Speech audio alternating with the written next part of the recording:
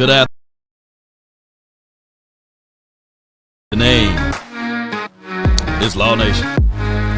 And as this room fill up, be sure to hit the like, share this content. Let friends, neighbors know where to go when it's time to tune in to Cowboys and beyond. Appreciate everybody. I hope you had a happy holidays, a Merry Christmas, and all of those things added into one. Cowboys heading into the final 2 weeks plus more on Mike McCarthy.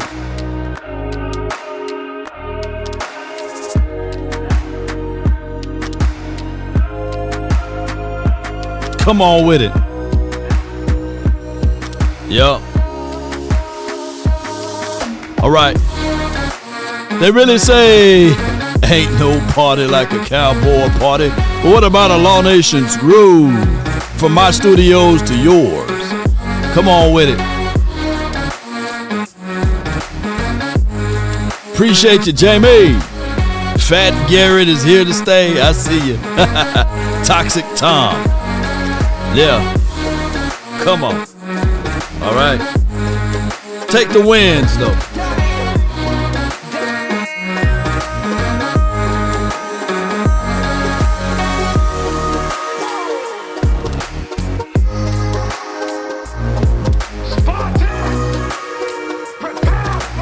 Five, 4, 3, 2, and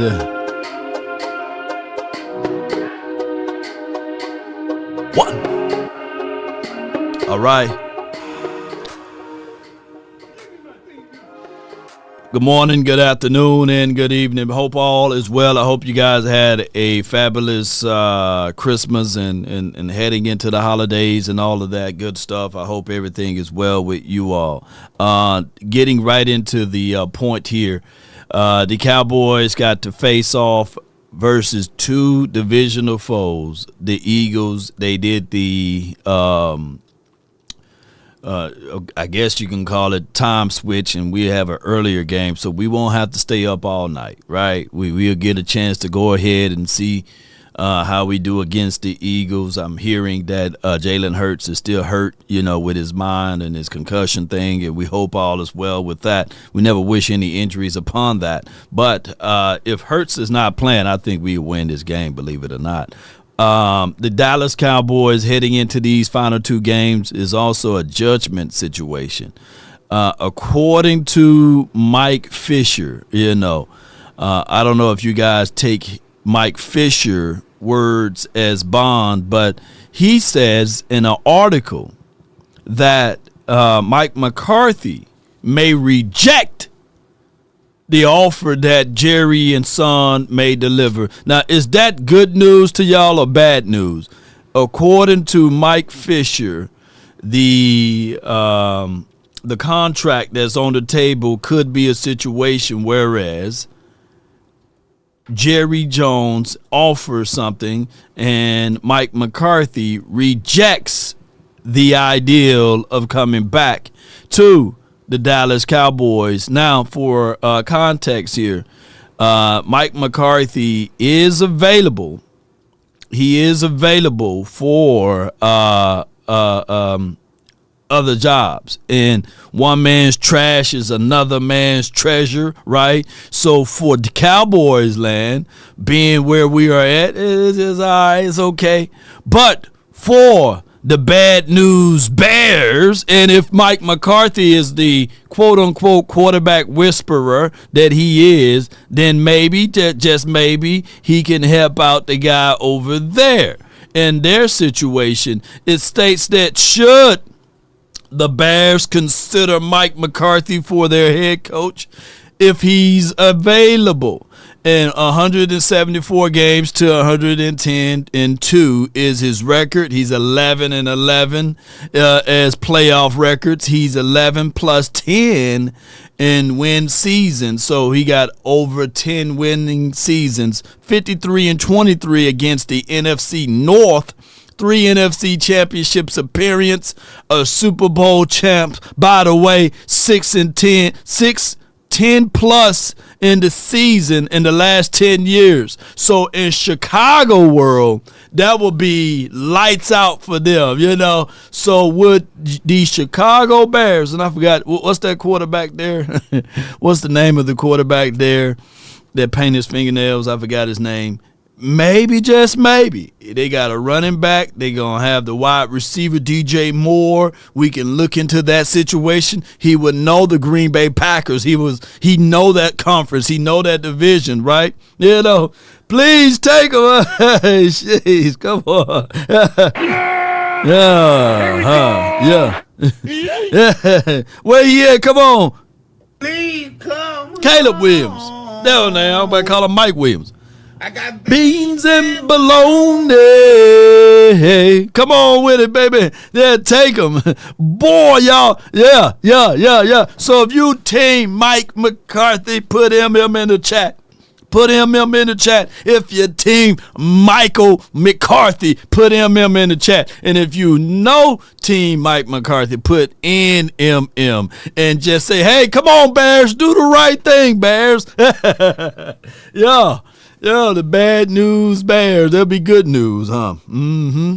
And the Bears to go from a defensive-minded coach to an offensive-minded coach, that won't be a bad thing. You know what I'm saying? Darius Fliphausen says, no, he's no Mike McCarthy. Lisa, Mike McCarthy, but in order to keep him, we would love to see a offensive coordinator. Fire Jerry, yeah.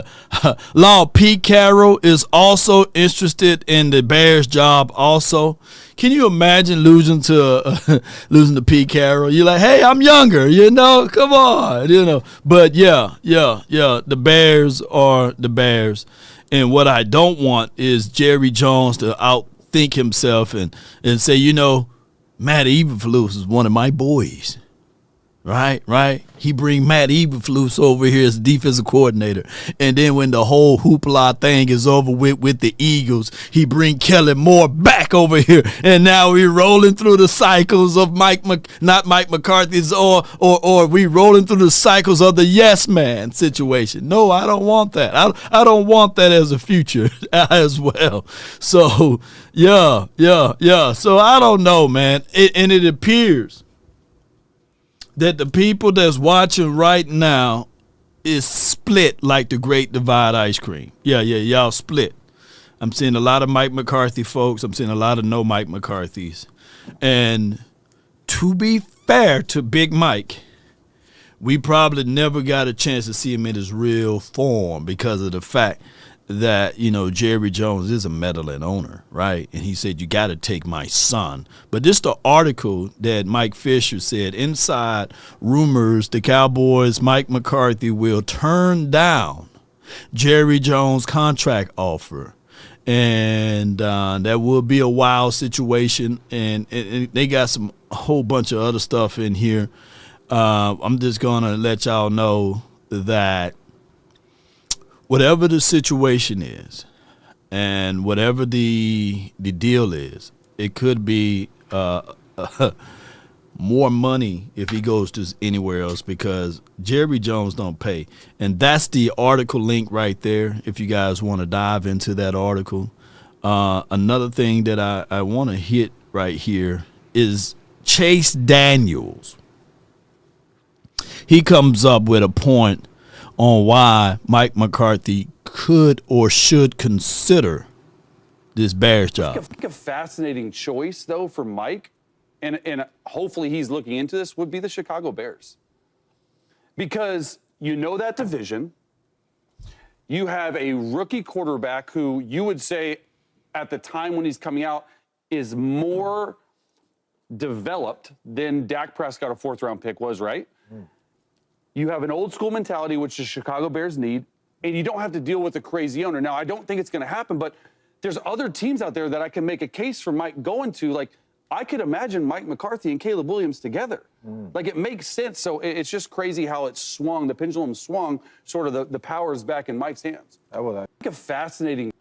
So who believe Chase on this particular situation? Chase Daniels, because we started off with Mike coming off of an 8-8 season, right? And then we had the 6-10 season. And then we went 12-5, 12-5, 12-5. And now we are here at 7-8. 7-8. Now we had a slew of injuries, but we can look across the landscape and say, yeah, other teams do have injuries. The thing is with our injuries, what makes it different is the fact that, of course, our front office don't have the sense of urgency, meaning if somebody scraped their toe, twist up their knee, then they ultimately believe in, hey, let's bring in this UFL kid, let's bring in the practice squad guy, we can find another one. You know, that's how they roll here. They don't operate out of uncomfort. They very comfortable where they at and where they stand at, right?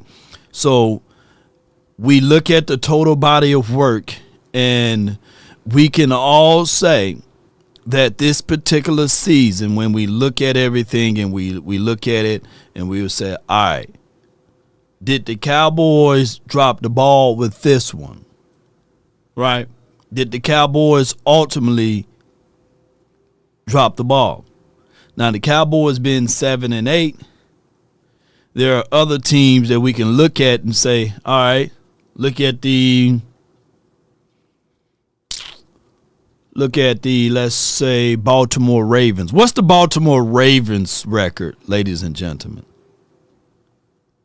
What's their record? They only lost how many games? 5 games or 6 games? And there goes to show you that the football league is a 2 to 3 game difference of a world, right? On one end, you win 2 or 3 more games, you consider to be placed in front runners of being MVP. On the other end, if you lose 2 or 3 games, you would be considered laughing stock, middle of the pack type of situation, right? So when you look at these type of things, here we go. Yeah, this is a better way to say it or look at it. All right. The Cincinnati's right now, they 7-8, man. You know, Joe Burrows have a chance and an opportunity to change things around, right? The Tampa Bay Buccaneers, they 8-7. We just gave them an L, right? Atlanta Falcons, they're 8-7. The Texans, they're 9-7. The Chargers, they're 9-6. And we're only a 2-day. Look, the difference between the Chargers and the Cowboys are 2-game differeces, right? That's how crazy this world is, right? The Washington 10-5. The teams that's in the divisional rounds as it relates to Tankathon with the possibility. The Pittsburgh Steelers 10-6. There's a 2 games difference there, and we gave them an L. Green Bay, they're 11-4. The Philadelphia Eagles, they're 12-3. So when you look at football in a nutshell, on one end we can talk about our pitfalls, and on the other end you can look at the Detroit Lions. They're 13-2 with over 16 people on IR, right? Over 16 people. So when you start to look at this, football is a game of inches. Football is how you prepare yourself and how you make preparation, you know, and I ain't talking about H. I'm talking about those who prepare. People say all the time, hey, man, you're lucky. No, luck is when preparation meets the opportunity, right? So at this time, and let me see what my guy says. Toxic Tom says, how many seasons did we sit at training camp at the deadline with a legit roster of holes, and this front office did nothing to get this team over the hump? And my guy is 1,000% right. Like the fish rots from their head down. Like when we look at Mike McCarthy's inefficiencies, or Mike Zim to a degree, even though this is his first year here, we can also look at the dynamics of the front office only moving to get a James Washington, right? And we can look at this fan base. There's a comment section where people comment at is already announcing that, hey, Cooper Rush is better. Oh, man, Cooper Rush is better, man. Listen to Jason Whitlock. Lord, don't y'all know how many people I'm sitting here trying to enjoy my holiday, right? And so many people sent me this one.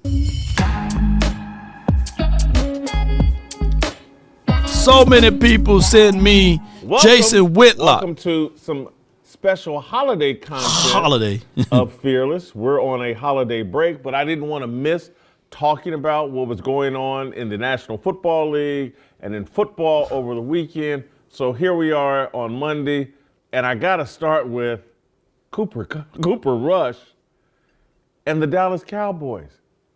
They beat the Tampa Bay Buccaneers last night. Wasn't the most impressive victory, but it's their fourth victory in the last 5 games, and Jerry Jones must be sitting somewhere scratching his head.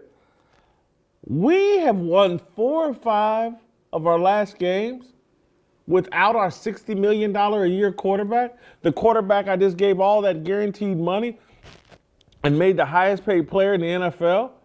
We're winning with Cooper Rush. Cooper Rush is now, I think, 11 TDs and 3 interceptions. Dak Prescott, in the 8 games he started this year, 11 TDs. This the chart that everybody keeps sending me, All right, so I get it. 11 touchdowns to 3 interceptions. And then Dak Prescott had 11 touchdowns to 8 interceptions.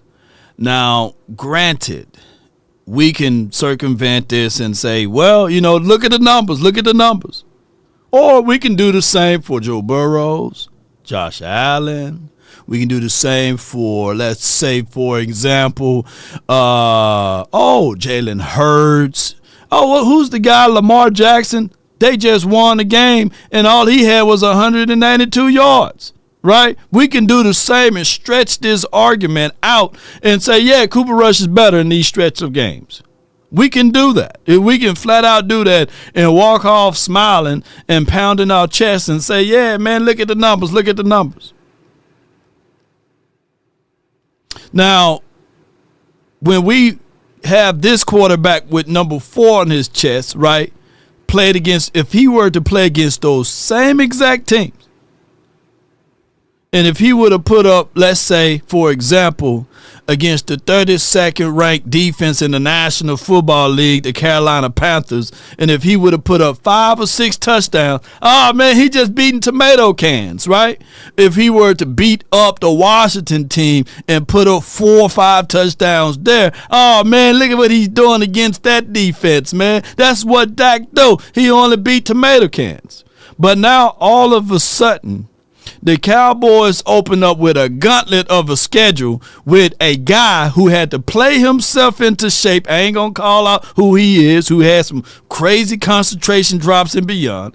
And on top of that, when we played into those situations, not saying that this team was hitting on all cylinders as it relates to this offensive line because they was in shambles, right?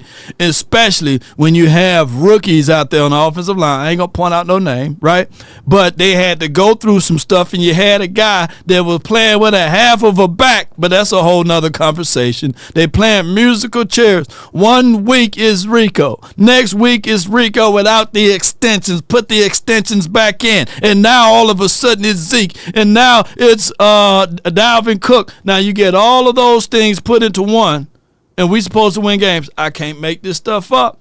But people will bang the table and literally say, hey, look at the numbers. He's better. Okay.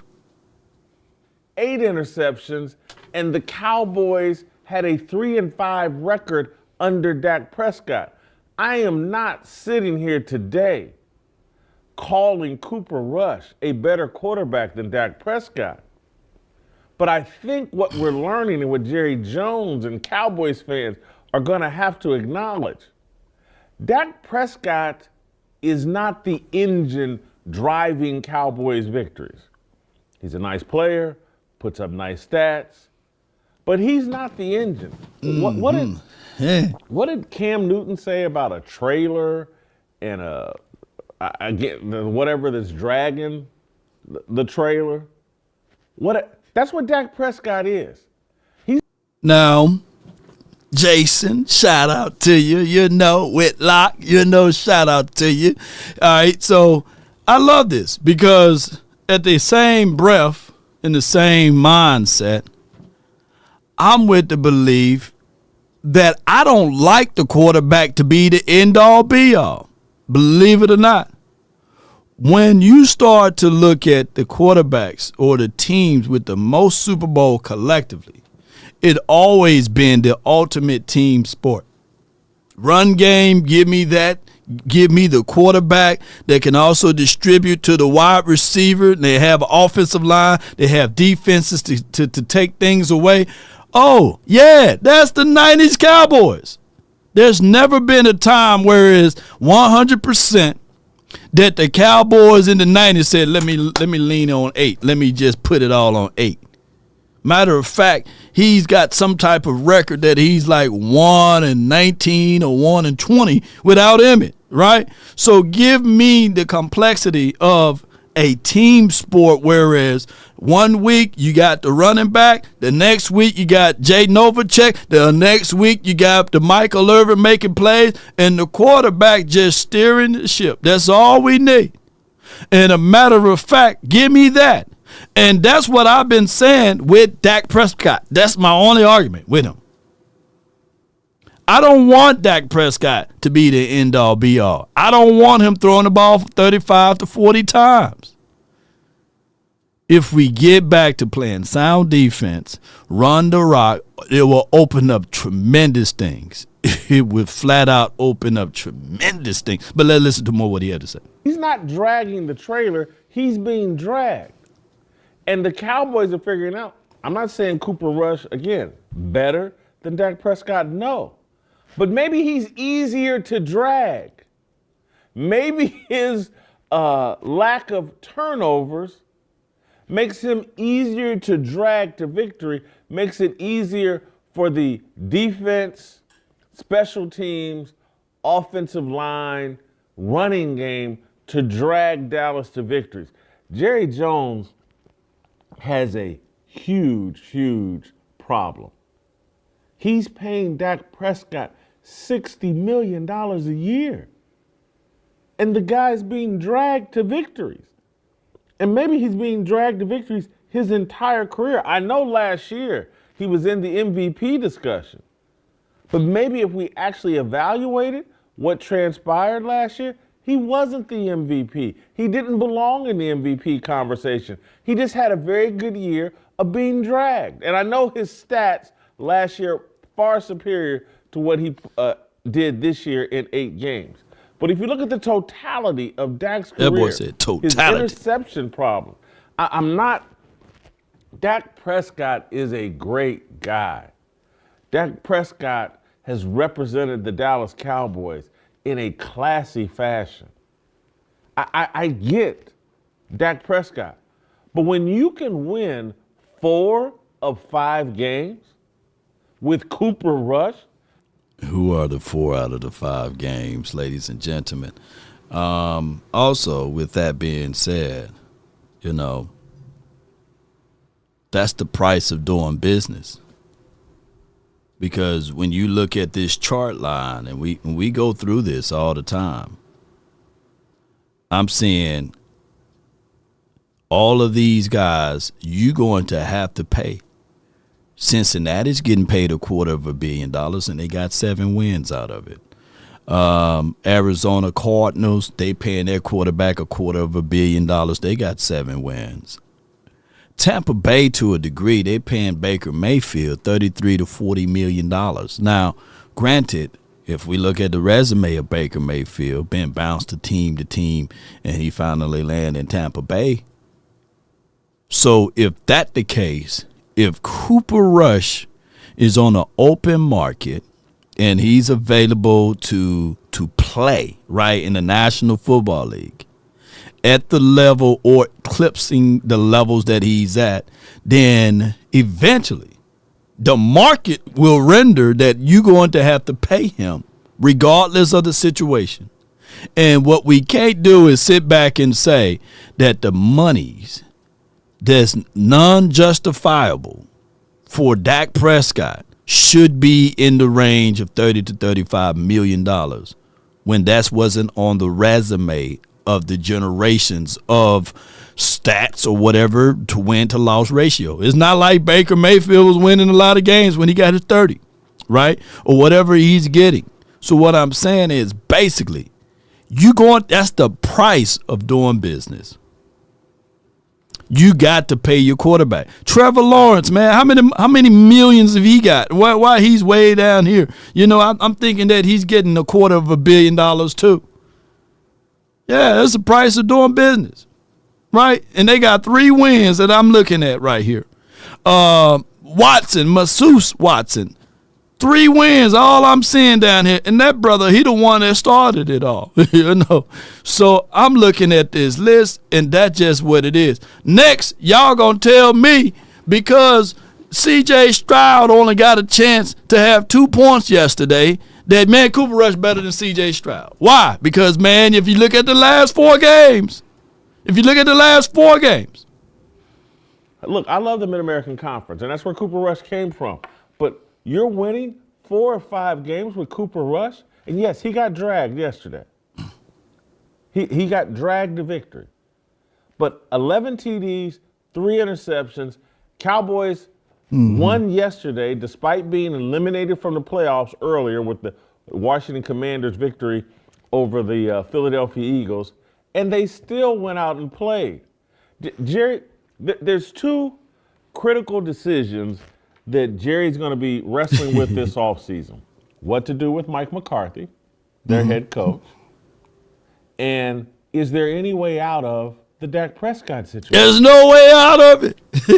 I got the solution, man. I promise y'all. I got the solutions. And hear me out. Whenever, ever your backup quarterback is balling allegedly, like they say that he is, don't you know what you're supposed to do with that? You're supposed to be Birdman rubbing right here. That's the way to get your money back. Law, do you have any resources to this? Do you have any proof to this? Yeah. Multiple teams did this in the past. Who remember Jimmy Garoppolo? Oh my God, Jimmy Garoppolo. It wasn't like he was better than Tom Brady. But the Patriots said, oh, there's a fool out there that I know for sure we can razzle and dazzle and get something back in return, right? Who remember Matt Castle? You know what I'm saying? Oh, he went 11-5. Matt Castle, oh my goodness. Birdman rubbing. There's a fool out there every second, right? A fool is born every second. So what they did, they parlayed that thing. Shout out to Dizzy Banks. But you parlay that thing. You say, yeah, you will and deal. Oh, and the ultimate, the Brock Osweiler. Look at Toxic Tom off the top rope. Who remember Brock Osweiler, right? You're supposed to take advantage of this, Jerry, not create chaos. Like a third of the Cowboy fans right now. If y'all go in the comments section under this video, I'm going to share it. Boy, y'all be reading some crazy stuff, man. Boy, it's silly that we think like that. Ultimately, let me put a cherry on top. of it. Who remember Matt Flynn? Yeah, I remember Matt Flynn. Yeah. Because one of his victories came against us. Yeah. I said, man, we came into that game versus Green Bay that year. We were saying, yeah, we going to win this one. They got Matt Flynn. Tony Romo is about to have a field day versus Green Bay. Boy, Green Bay, they had Matt Flynn looking like Aaron. Matt Flynn looked like Aaron Rodgers out there, mixed with Brett Favre, right?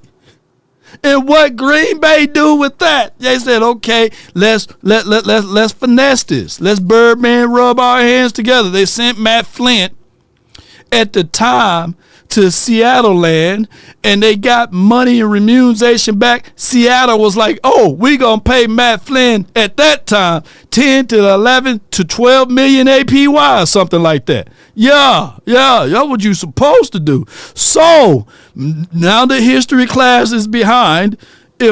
If this guy, Cooper Rush, is who y'all think and say that he is, the Cowboys should have slid him a contract and been able to get at least some draft picks, some capital off of this. Yeah.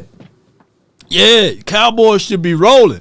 We should recoup. We should be able to get a second or third round draft pick, a player or somebody, man, because everybody needs a backup quarterback. That should have been the situation. Don't envy Jerry. Because if I'm Jerry, I would be confused looking at my team. I have a alleged franchise quarterback who's in his 7th, 8th, 9th year, very seasoned, and we seem to find it easier to win games without him, or just as easy to win games. Boy, you out your goddamn mind. Oh, brother, this guy stinks! You must be out of your goddamn mind! Man, y'all got amnesia, man. Don't y'all know the Washington game we had to win? We had to win from a Cavante Turpin spin-around-Rooney, right? Don't y'all know that at this past game that it took Bland snatching the ball away from the ops? And if you had Greg Zuerlein as your kicker or anybody else as your kicker, we end up losing this game. You know what I'm saying? We end up, boy, shoot. We be looking at this game like, hey, man, Cooper Rush gave us first 2 quarters really nice. But if we didn't have a kicker, we lose. We flat out lose. We won't be talking about 4 and 5 and all of this stuff. Talking about no pressure to win. Come on, man. Y'all was sitting at the edge of the seats. Somebody was like, hey, man, at this point, want to make it close enough, just close enough, so we can show that we had a competitive spirit. But at the end of the day, can we just go ahead and lose so we can get another good draft pick? That's how most Cowboy fans were thinking, you know. Dog. Without him, as we do with him. That's a real problem. You have an incredible investment in a quarterback that puts up nice numbers most of the time. But he's not the difference between wins and losses. When the Chiefs gave Patrick Mahomes $500 million. Man, when anybody say the Chiefs, when they use the Chiefs as an example of a guy that's an alien that's not born on this planet, you know what I'm saying? They 15-1.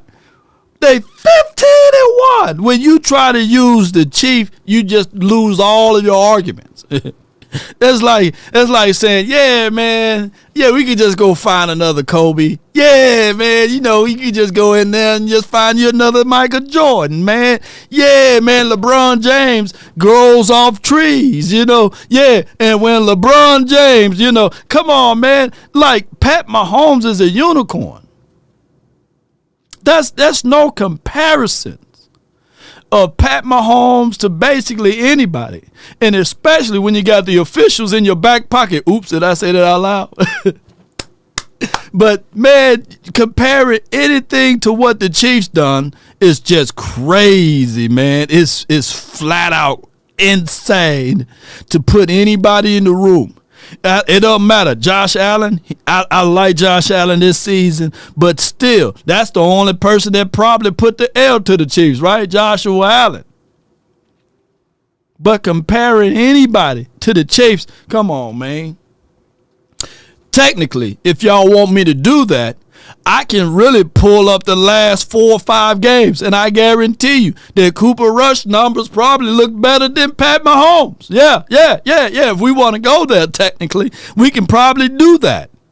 But that would be insane. Look, y'all would have to find me, tar and feather me, man, if I was to go out there and say, yeah, man, if you look at the last 4 or 5 games, man, and you look at rush numbers compared to Pat Mahomes numbers, man, rush numbers are better. So let's just go with rush, you know? Come on.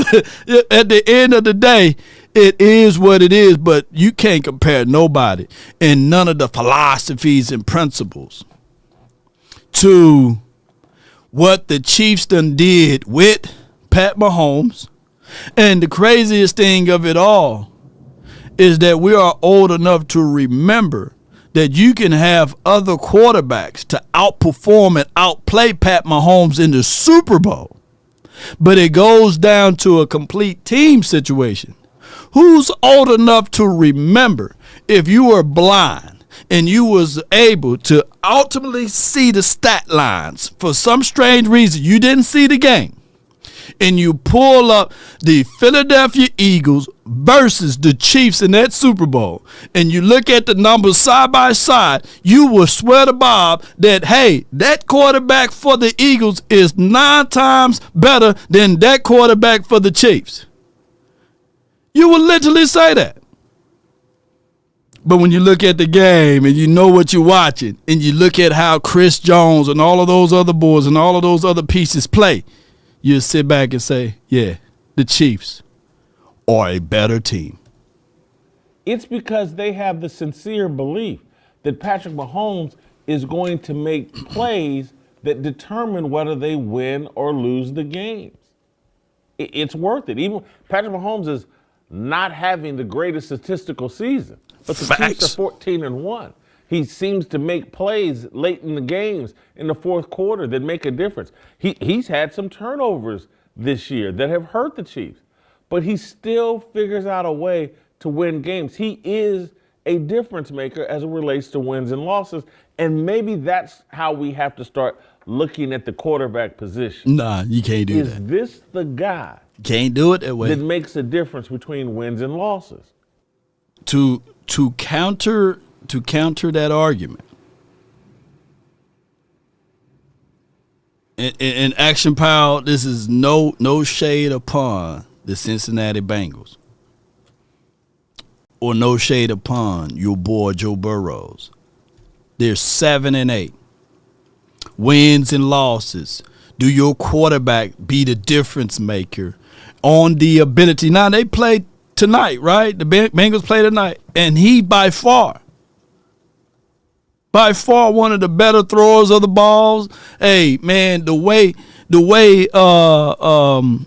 Trayvon Diggs and Micah Parsons glaze, I'm talking about glizzy glaze.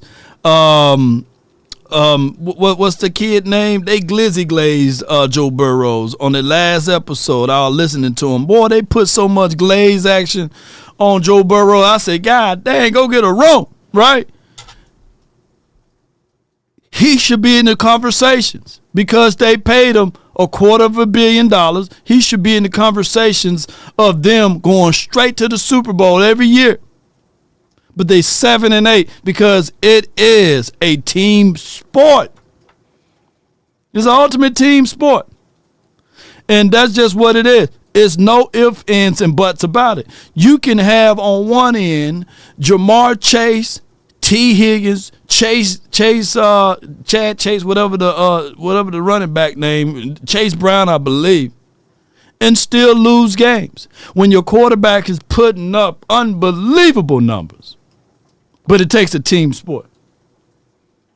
And so if I wanted to analogize Dak Prescott, it would be Kirk, is he just a high-class Kirk Cousins? Maybe slightly better than Kirk Cousins. Atlanta had to figure out, and I'm telling you, I love Kirk Cousins. I love his faith. I love the fact that before this weekend's game, he's praying with Michael Penix, the guy replacing him. Love it. But Kirk Cousins has never been the guy that decides the outcomes of Falcons games, Vikings games, or old school Washington Redskins games. He was a guy that would do enough and you could drag him to victory. But late in games, was he the guy to make plays that assured, guaranteed, snatched victory from the jaws of defeat? No. And the Atlanta Falcons have made an enormous mistake that they prepared for. That's why they drafted Michael Penix. But Dallas has not prepared for this. They don't have. Now, for Jason Whitlock, Michael Penix, I like Michael Penix. I think that was a situation whereas they didn't believe that he would fall to that he would fall there, and they wanted to not rush him. They wanted to replicate a processing system. How can I replicate what the to a degree, and I know it's kind of crazy to say this, but how can I replicate what the Chiefs done, right? how can I get me a young quarterback and have a veteran quarterback that can keep this organization afloat, because it's still a gamesmanship. You still got to sell tickets and stuff like that. You have Bijan Robinson, you have Kyle Pitts and things of that nature. And how can I replicate that? Well, let me still draft a young quarterback. They are in contention right now. They're 8-7. If you look back at what Penix was able to do last game, I don't think he threw a touchdown. He had one INT. Wasn't really his fault. He was right there in the red zone, money zone, green zone.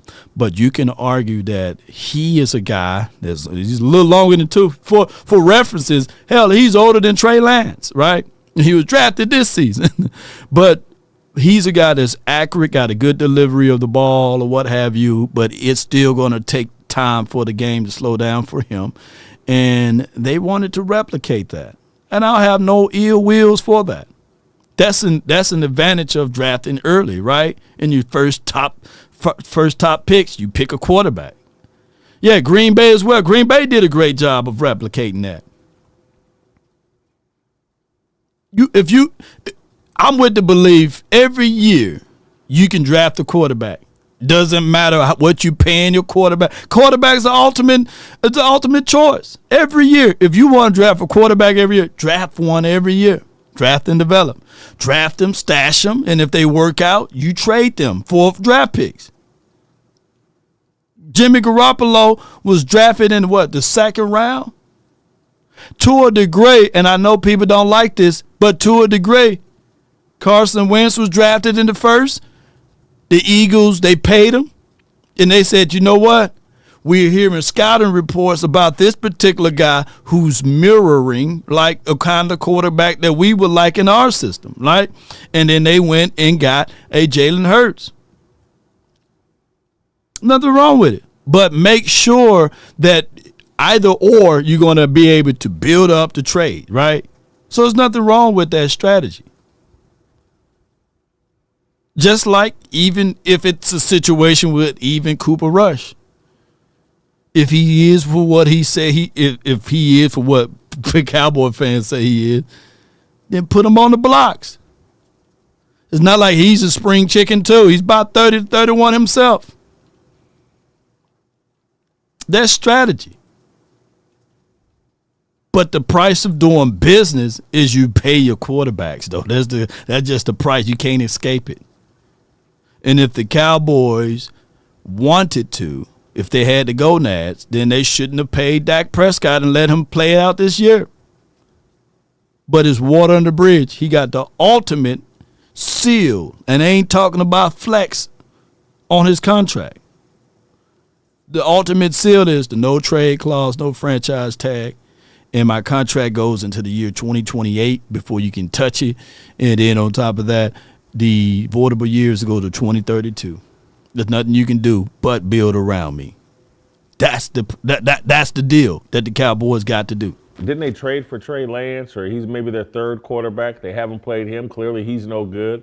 Cooper Rush, now a guy that certainly is just literally the epitome of a journeyman career backup quarterback. How do you cut bait from that contract you just gave Dak Prescott this offseason? I said it. This isn't hindsight. I said it in real time. Hey, man, that's crazy. $60 million a year for Dak Prescott? And now you're sitting here. You're not going to make the playoffs because of your 3-5 start with Dak Prescott. And you're finishing strong. The Cowboys have to draft a rookie quarterback. It's not going to happen, it doesn't appear. Deion Sanders seems really committed. Toxic Tom said, I'm curious. You are blame the contract, or who made the contract for Dak to sign? I think that Todd France contract ability is to make sure that his people get the best money, right? And I think that Dak Prescott people whooped Jerry Jones's ASS on that contract, So I am to blame the Joneses for the contract, of course. But anybody that's watching right now, there's Philly D, the Daniel, Big Benny, Sadiq, Chanel, none of y'all turning down that contract. Nobody. Shoot, to be the highest paid player in the National Football League, 231 guaranteed with the big joker. Yeah, shoot. Nobody's going to turn down that. I don't think there's a soul that's watching right now that would turn down that contract. And it's the contract. The contract is one-sided. It's definitely in favor of Dak Prescott. Shoot. Dak can right now, I'll be playing Uno, I'll be playing spades, I'll be sitting back just chilling. Shoot, you can't get rid of me. I'm office furniture. You can talk bad about me until Christ come back. You know what I'm saying? He been gone for 2,000 years. You can just talk. You be like, yeah, man. And I'm just sitting there like, yeah, I'm good. Yeah. It takes two to agree. But at the end of the day, shoot, Dak Prescott is winning. Dak is winning. His contract is winning. Like, y'all can talk about anything else, but at the end of the day, this Dak right here at the end of the day. It was after Jason Whitlock said all he said, Dak Prescott do like this at the end of the day. Yeah. Yeah. He go take that to the bank. Yeah. Shoot. Yeah. Stop. Jay Recruiter said stop with the Cooper Rush BS. He's very limited with a poor arm and no mobility. He has been a free agent twice and nobody wanted him. Right. Yeah. It's a terrible take, but ain't no news out here, so I gotta talk about something, Jay Recruit. I appreciate you. Yeah, it's a terrible take, man. Yeah. Shit. Ain't nothing else to talk about right now.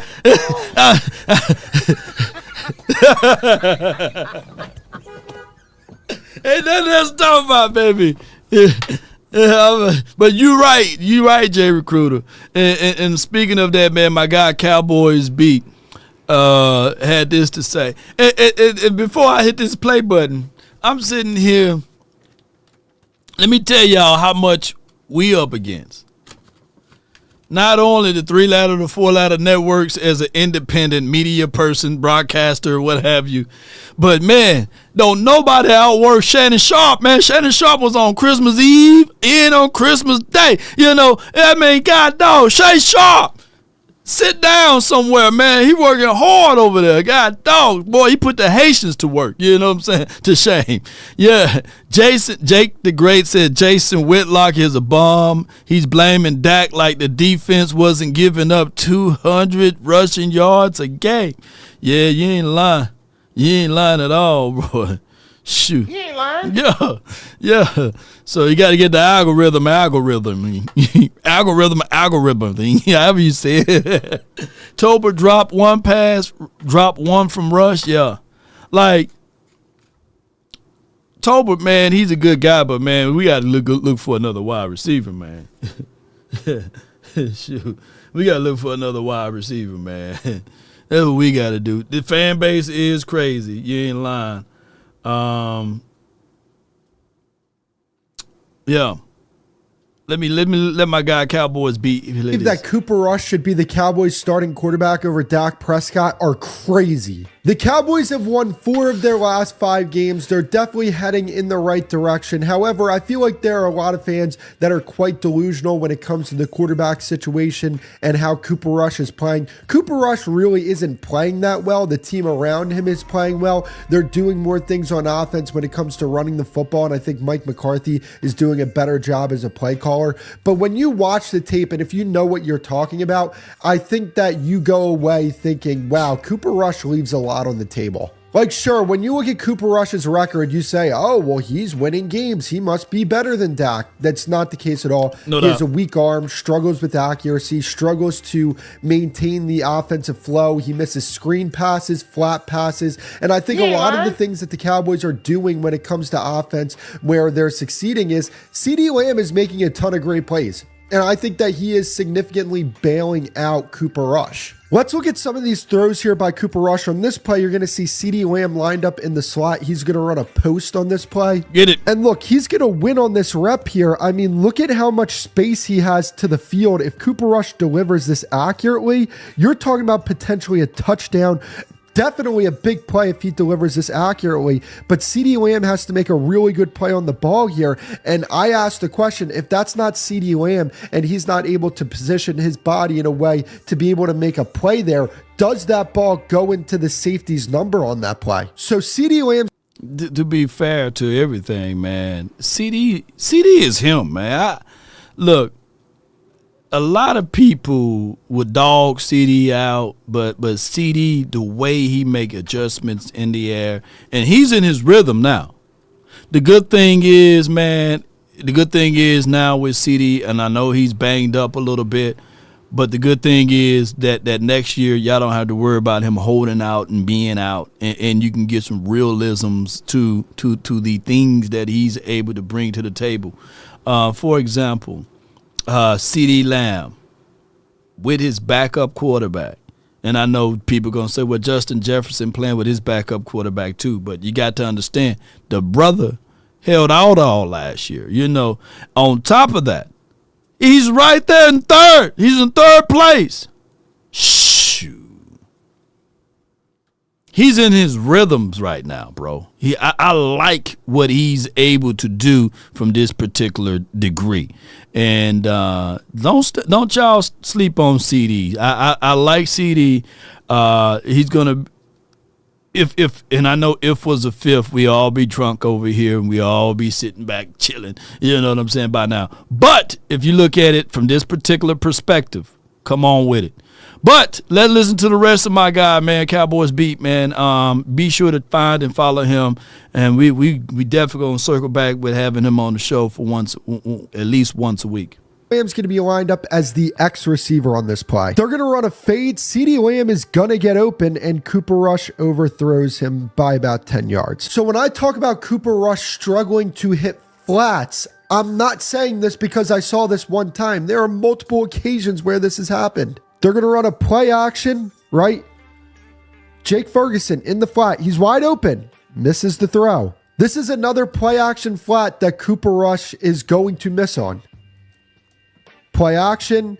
Jake Ferguson's going to be wide open in the flat, and he misses the throw. They're going to try and get the ball here to CeeDee Lamb on this screen. And look, he's going to go in motion, and the play is going to be there, and he misses on a screen pass. Now, I want to say Cooper Rush is doing his job as a backup quarterback. He is a good backup quarterback. I'm completely fine with having him as a backup quarterback. He is not a starting quarterback. Also, Cooper Rush is only completing 62% of his passes. That is not good, especially when you're 29th in the league in air yards. And when you compare him to Dak Prescott, Dak completed more passes, threw into more tight windows, and threw more air yards per attempt than Cooper Rush. Yeah, 62%. You know, you guys would be slicing wrists and jumping out planes, man. Before you hit the ground type of conversation. Deidre Miller, $20. Happy holidays, Law. Appreciate you. Thank you so much, Miller, it's Miller time, for your support. We really appreciate the coins there, and I thank you so much for that delivery there. You know, that was automatic. Appreciate you. Joe says people are not turning down $1 raise, saying that they're turning down $60 million as cap. Yeah, ain't nobody turn down those $60 million. APY at that. APY, shoot. That's every year you're going to get that $60 million hit, and you're going to be like, yeah. Woo! Come on with it. You know, every player's a Ryan Shazier hit away, you know. Ain't nobody turning that down. Or a Tank Dell hit away, you know. Nobody turning that down. Glenn Capers says, I like Cooper Rush as a backup, but let's be honest. Coach Mike is coaching with his hire on fire right now. Yeah, Mike McCarthy is that same coach that coached Matt Flynn, right? So we can go down that delivery post. And Mike McCarthy is the same coach that coached Aaron Rodgers. People fail to realize Aaron Rodgers was a mess. He was a mess coming out of college with his throwing mechanics. People acknowledge the Aaron Rodgers Super Bowl and all of the weird off-platform throws that he was able to deliver.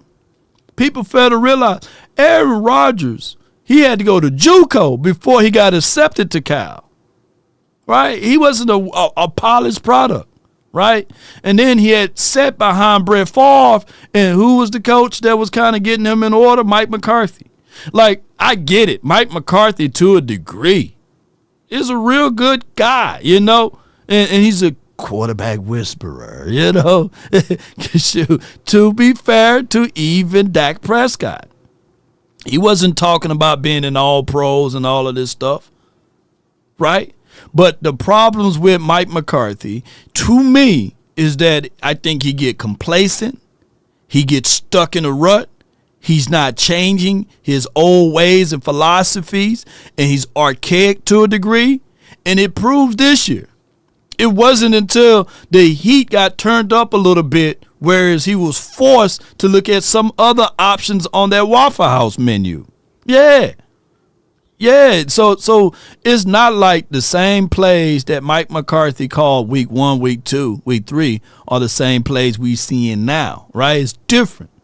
And one of the reasons why I want to get rid of Mike McCarthy has nothing to do with his coaching ability, but it's have everything to do on how he walks around with his manhood. At some point, Mike McCarthy should have been moving furniture in there with the Joneses and saying, y'all gonna do this to me? You gonna go through a soft rebuild? You gonna let that come out of your mouth when I'm right here fighting for my life? I got all of these people that's on my staff fighting for their lives.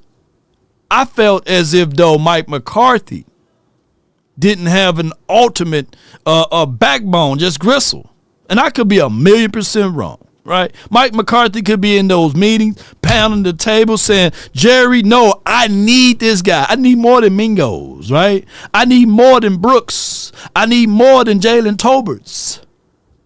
I need some weapons to help this out. I need for you guys to hurry up and pay CeeDee Lamb because he's the ultimate guy on the offense to get this thing going with Dak Prescott. Hey, when he didn't want Ezekiel Elliott, and I know it probably won't go out until like after he gone and all of the news will be released. If he didn't want Ezekiel Elliott back here, he should have been pounding the table saying, hey, I get it. We brought back Zeke. He's a good guy for the team in the locker room, but it don't blend with what I got going on. Rico is my guy. Just stand firm on what you believe. We wouldn't be playing pin the tail on a donkey. Right? If he look into this thing and say, yeah, Tyler Guyton, he's still raw, y'all. Awesome Richards is the best offensive lineman for Mike Solari. But Mike Solari, for all of those hours, getting whipped of being considered a terrible offensive line coach. Now, Mike Solari is not considered a terrible offensive line coach. Why? Because he got some of his pieces in there. Can you imagine trying to force Tyler Guyton to be out there? Forcing, knowing that my guy, Zach Martin, can't bust through a wet paper bag, but you got to have him out there? Shh. Yeah, Dre Matic, the go along, get along guy, you know? Shoot, the enablers. That's just what it is. With that being said, we like to do a quick segue over to one of our sponsors of this episode, and I appreciate you guys so much for tuning in. And yeah, we will have the lines open for you all, but let's not think that also that this right here is not a good deal for us. Since Parsons returned from his injury, week 10, the Cowboys led the NFL in takeaways with 15 and in sacks with 28. It's the invisible numbers that Micah Parsons bring to the table, ladies and gentlemen. The invisible numbers. So the 4 games that he missed, close your eyes and imagine.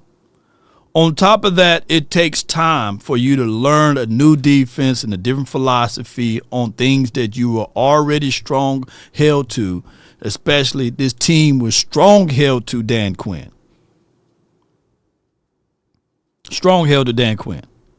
And you went from there to a Mike Zim. Not everybody was buying into what Zim was saying, and now they bought. Shoot. Not saying to bring Mike Zim back because of these numbers, but for dog sure, Jerry, all off season, we don't need to hear, Steven, about the money and the pie in the sky. Right? I don't even want to hear the song. She's my cherry pie. I don't even want to hear the song. I don't want to hear nothing but pies.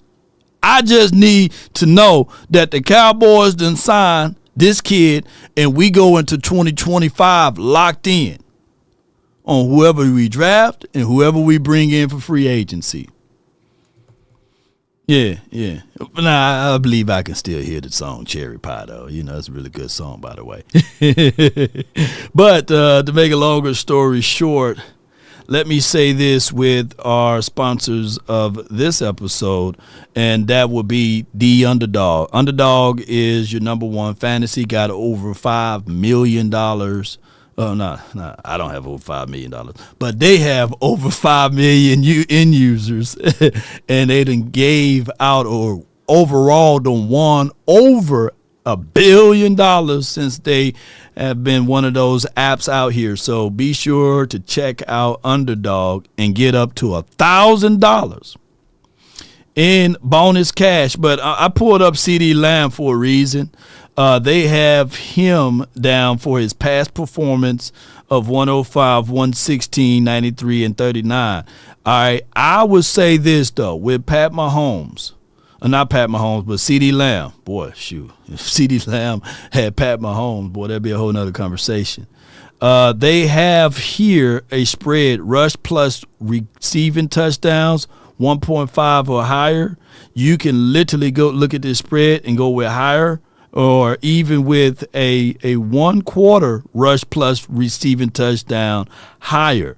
I'm not going to say that he will score in the first quarter, but I'm going with the higher on that particular spread here, and that's what they have for him.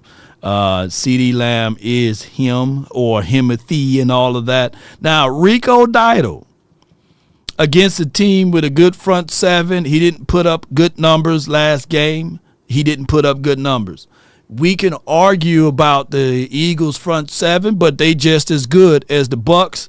So when you pull up Rico's numbers and spreads right here, I will go with the lower, right? But check out all of that information, man, at Underdog. Use promo code LAW so that you can get the right ingredients from all. And on top of that, if you hit 1 million or 1,000 or anything of that nature, be sure to check me out, man. Hook a brother up. And shout out to Stephen Carroll, man, for your cash app. I really appreciate that. Appreciate that all together. Come on with it. The hotline for your mind. 657-390-7391. And shout out to Netflix. Be sure to check out Netflix, ladies and gentlemen. I may be on it next season. Come on with it, baby. Yeah. Come on with it. 657-390-7391. From. Boy, we had 3 people in here, and then all of a sudden, make sure the phone lines are active. Hit me up. 657-390-7391 is the hotline for your mind. From the 409, I got B-Bird and 215. Hold tight. B-Bird in the building, man. What's good with you, bro? I'm doing good, Lord. How was your holidays? Hey, man, it was great. Yeah. When the holidays come around, it's all about the little ones. I make sure that they had a great time. Yes, indeed. Yeah, well, I appreciate you doing the show today, man. For the content, I appreciate that, man. Appreciate you. And one thing that I don't often agree with Shannon Sharp, but he said something this weekend, and you may have caught this about the Cowboys winning without the weight of expectations. Some people won't buy into that. I definitely do. It's no different than you've seen backup quarterbacks come into games and maybe play for 3 or 4 games and play well. Yeah. But then next thing you know, they go to another team. I think some of the ones you mentioned earlier, and they flame out. Why?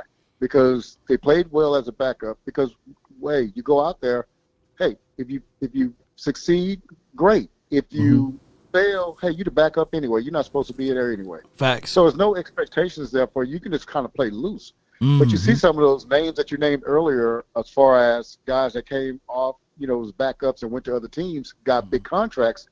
Well, guess what? Now the things that you were doing out there, you just running around with not a care in the world, throwing the ball around.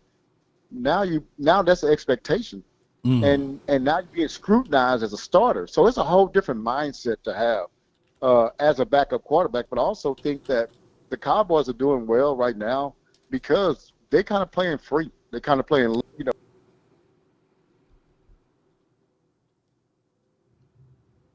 Yellow.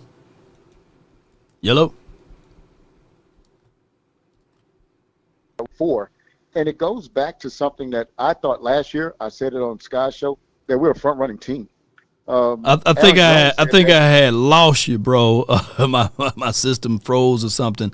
Yeah, let me see if are we still live? If we are, put a 1 in the chat. We got some crazy weather in Dallas right now. But put a 1 in the chat if we still live. Yeah, you're right, man. The backup quarterback, they have a carefree mentality.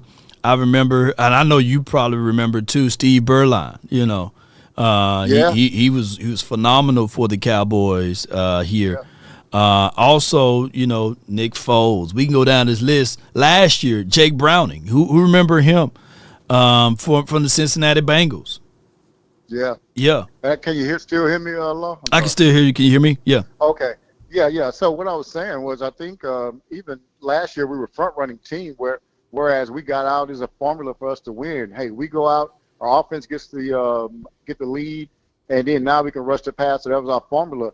But Aaron Jones said in that playoffs, hey, we're going to get the ball first, and we're going to go down and score. We're going to punch these front runners in the mouth. Mm-hmm. And when he did that, man, the thing about front runner teams or teams without expectations is that when expectations are put on them, they don't do well. That's why if you start thinking about it, like some of the times the 49er game in the playoff and the game last year, it was some uneasiness in the whole stadium when Green Bay scored first or the 49ers scored first, because we was like, hey, this ain't what we used to seeing, and we look shell shocked throughout. That's when the Dak face comes out and everything too.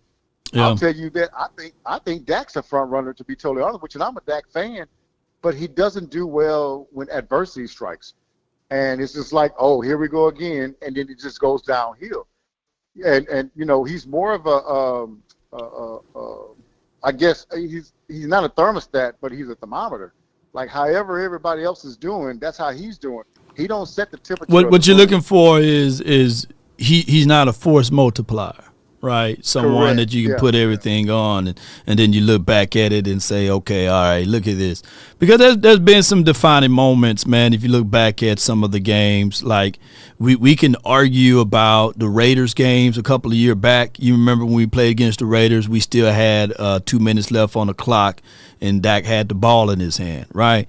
We can look at the playoff games, the last 2 versus the 49ers. I think 2022 as well as 2021. You were looking for Dak Prescott to be that person, to be that difference maker in those particular games, and he didn't. But that's my only argument with Dak Prescott is don't put him in that position.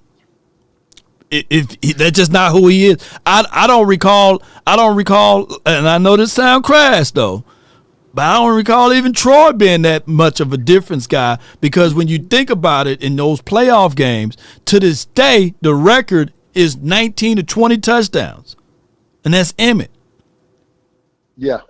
Well, I definitely agree with you, and Yeah. I'll say something that's kind of blasphemous for the chat. The quarterback that Dak Prescott remind me most of is Troy Aikman. To be totally honest with you, Troy was never just this guy. He was on a great team. He was a great player, but he was never one of the elite passers in the league, not even at his time. But he had a great. Think about this. He had a great running game, a great defense, a great offensive line. They didn't just stop with Troy Aikman. They built around him. They didn't say, "Hey, Troy, you're the number one pick overall in the draft. You have to drag our team here." No, they said, "No, we're going to build everything else around him. Now with a great quarterback, now we'll succeed." They have not done that with Dak Prescott. They've said basically, "We paid you $60 million, but we expect you to drag this team along." And this is not the player he is, man, right now. Yeah. And so I just think, man, this team to me, it's because it's formulated in the owner's mindset.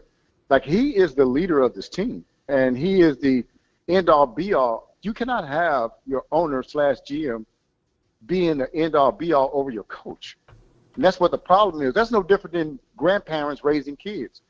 They're just not made to. 70-year-old people are not made to raise 8 and 12-year-old people. They're just not. And so parents supposed to raise them. Coaches supposed to set the tone and culture of a team, not a GM. And that's why you get into a hard time. What's Jerry? Jerry's good at generating money, right? Generating revenue. Well, what did players talk about? That's what the players talk about, generating revenue. They're not talking about football stuff. That's what they talk about, man. So anyway, I'm going to let you go. I'm going to let somebody else get on, man. But I just wanted to say that the weight of expectations got the Cowboys playing real loose right now. They're playing above, and people are giving other people credit for that. But it's not really that, man. It's that because these same guys could have played this way last year in the playoffs, the year before in the playoffs, and all that. Why do you think they went to Tampa Bay and played well? Nobody expected them to win. But when the weight of expectation was on them next week, what happened? So whenever and that's why that's the argument. I hope my audio is better now. That's the whole argument of your head coach too. You see? Yeah. Yeah. I definitely agree with you. So even though the fish rots from their head down, we know Jerry Jones, we know Stephen Jones, but that's the argument that most people have with Mike McCarthy. Well, you're still an undisciplined team. You still have bad clock management, and the overall route of motivating your guys been voided. Been especially in 2021 when he said that he saw that his guys were timid and scared. Yeah. That don't supposed to happen. If it did, that shouldn't have left the locker room. Never should have left the locker room. Yeah. But I appreciate you, B-Bird. Go ahead. Let me say one thing if you don't mind. Jimmy ran across that. The second time they played against the 49ers in the playoffs. And he said that that's where they put it in 9-inch letters. Yeah. That's where that came from, because he felt his team being tense throughout the week. And he said, you know what I'm going to do with this? I'm going to take this and put it all on me.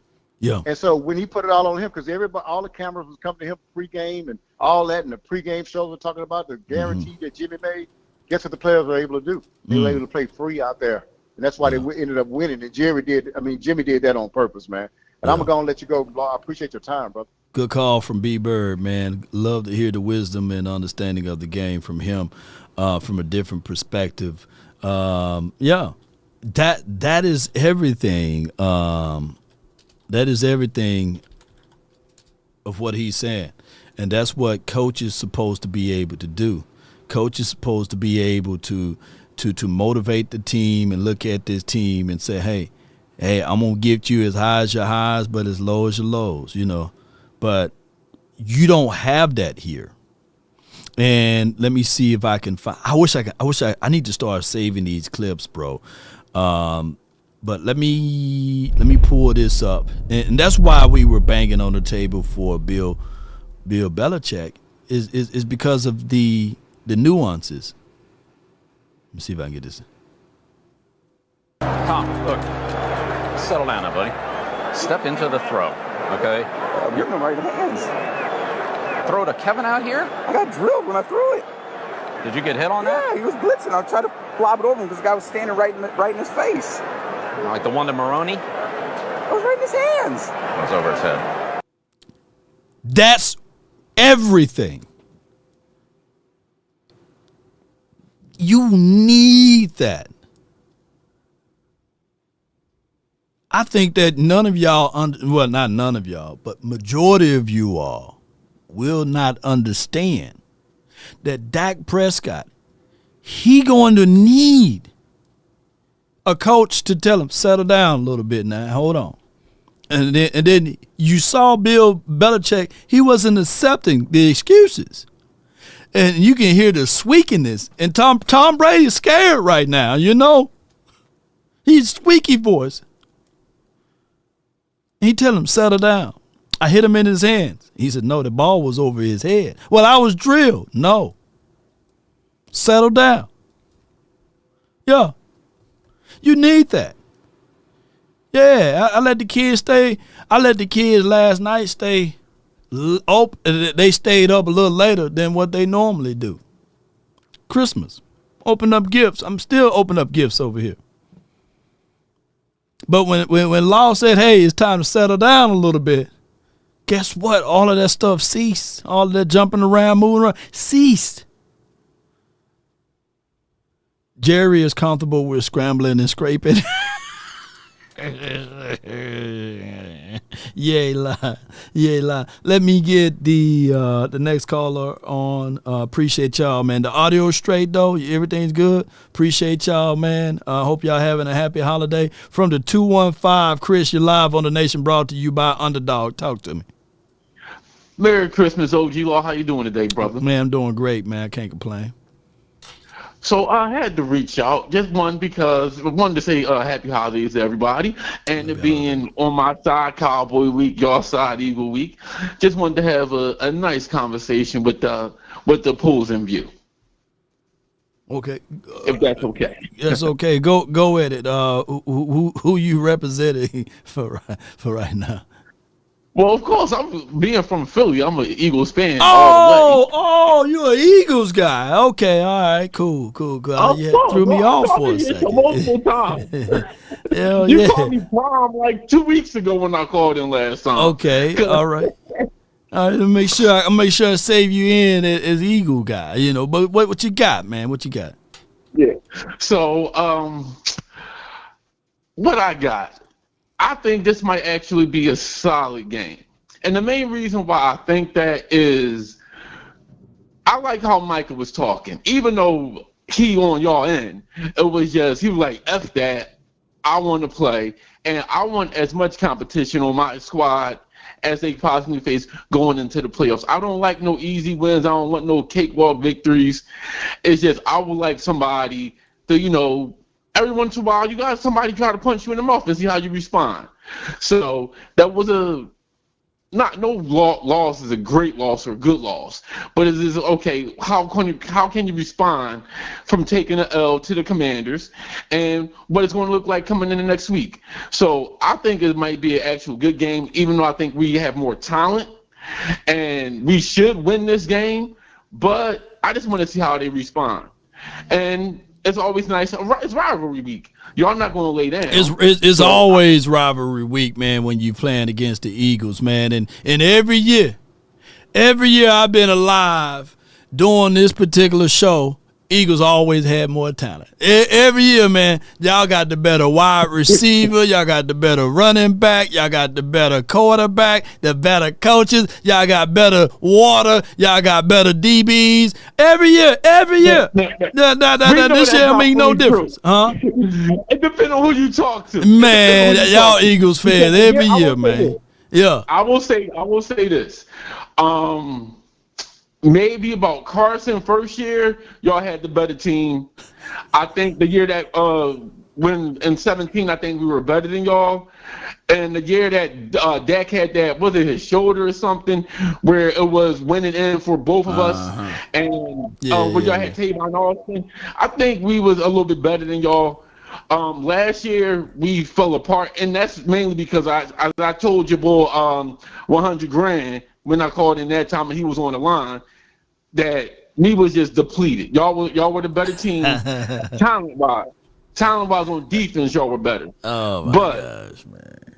Go ahead. That's the truth. Talent-wise on defense, y'all were better. I think Dak is a more consistent quarterback than Jalen Hurts. Would I take Dak over Jalen at this point in time in his career? No, even though I like Dak coming out of Mississippi State. But I just think right now we're a better talented team, and our front office is a little more cohesive than what y'all doing. And that's because y'all got the Crypt Keeper running y'all organization.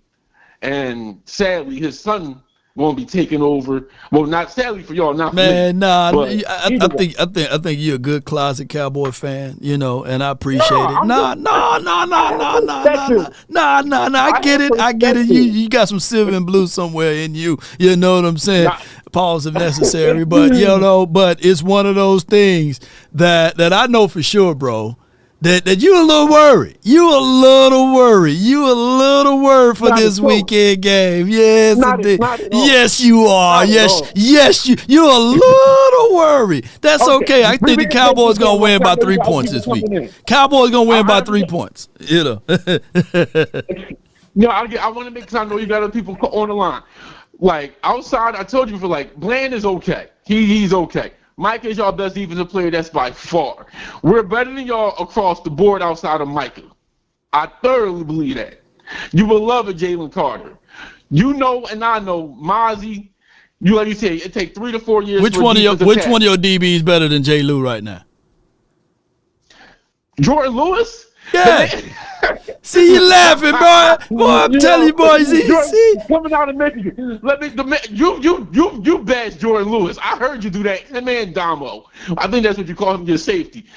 Okay, Quinyon Mitchell is better than Jordan Lewis. You must be out your goddamn.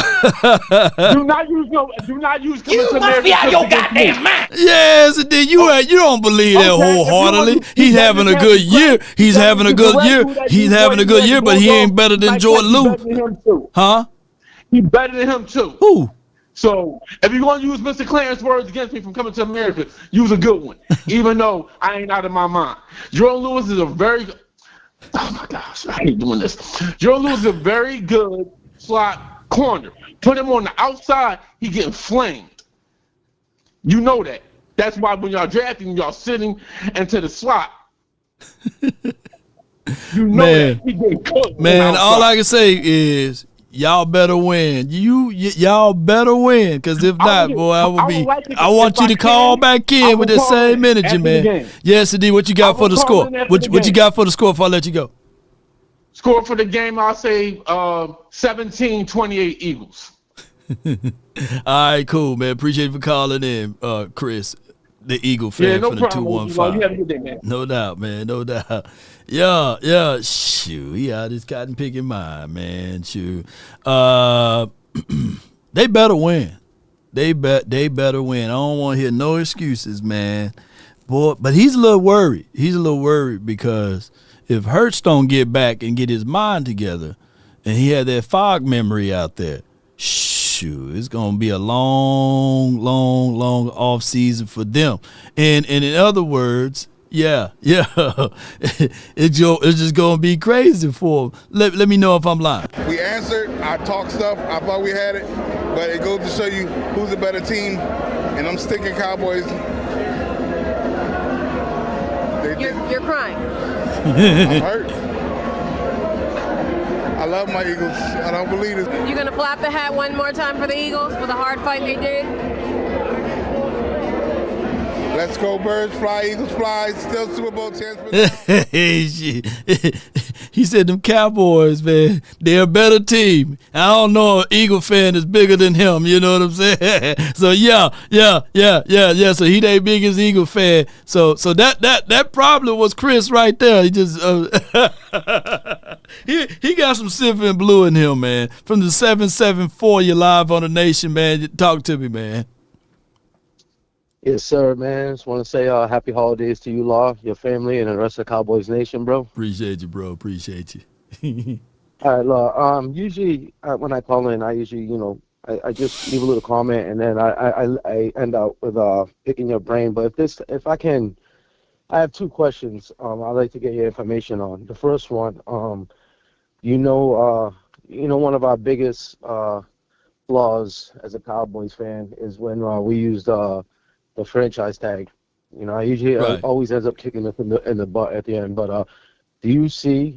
I really hope not. But do you see Jerry using and Steven using the franchise tag on Micah? No, they shouldn't. But the franchise tag is used to put. I don't mind. I don't mind the franchise tag being used the way it's supposed to be used as a placeholder, so that you can negotiate the contract. I just don't want players playing under the franchise tag. So, right. The Cowboys, Micah still have, I believe, a year under his contract. It's just that now they are open to start negotiating and getting the contract going, I believe. Extension. Yeah, for an extension. So they don't have to. They can let him play to the end of his contract, which would be crazy. So I think that the Cowboys should go ahead and make the payment for Micah Parsons and continue to build around him. Perfect. Okay, cool. And my last question, if I can, now we know obviously with all the injuries we've had this year, and even when we are healthy, you know, one of the positions that we team always tries to get is a depth that is cornerbacks and the interior linemen, DT. So, do you see us making a move for free agents, or do you see us maybe just trying to keep J. Lou and Ziggy on the team rather than shop outside? Based off of how Stephen Jones operate, he looks at Osa and J. Lou as free agent guys, which they are. So I think that the Cowboys will re-sign one or two of those guys. I think they should sign both of them back and bring them back. But in the event if they don't, the Cowboys will use some type of storyline of how they couldn't attain a guy and they looking to get younger at that spot based off of who they draft. But the Cowboys should give Osa a new contract, especially if we bring Zim back. You know, that should be a no-brainer because I think Zim get the most out of Osa, and I think Zim getting the most out of J. Lou as well. So, yeah. Yeah, I think Osa's playing lights out, you know, and he's still young, too. Yeah. I mean, for a third-round player, he's playing lights out. And the last thing I would really hate is to see him wearing a Washington helmet. You know what I mean? Because he'll be playing with vengeance. So that's all I got. I know you got a line of callers probably ahead, man, and I just want to say thanks again for everything you do, and I appreciate you, brother. Hey, thank you, man. I got your pictures and everything, man. It was great. Did you get my message? I got your email, yes, sir, man. I appreciate you getting back to me. I know you're a busy man, so just you getting back to me, I really appreciate it, brother. Thank you, man. Yeah, my guy, he's the one that won the helmet, and he had it in the background and had a good time, man, with pictures and everything. The next call I have is from the 202, and then I have the 910. But from the 202, Glenn Law, you in? Talk to me, man. Hey, what's up, Law? Hey. Merry Christmas and Happy New Year to you. Likewise, bro, likewise. All right. I missed the first part of your take that you played with Whitlock, but I think I got the gist of the point. Right. I think he was coming at Dak for the contract, saying you can just put in Cooper Rush and we get the same result. Yeah. You know, I don't agree with Whitlock. I think he gets a little bit extreme, but I do think there is a point. I think there's a larger point, and I think I'm not quite sure where you are on this. So I do think there's a case to be made for having a quarterback who's basically a system guy. Right. And knowing that you're never going to pay him as a premier starter. Mm-hmm. And then just going about your business that way. The only problem with that is that if you're Jerry Jones, you would have to commit to a premier coach. Yeah. And you would essentially have to defer on his system. He would essentially have a large imprint on player personnel, assistant coaches, etc.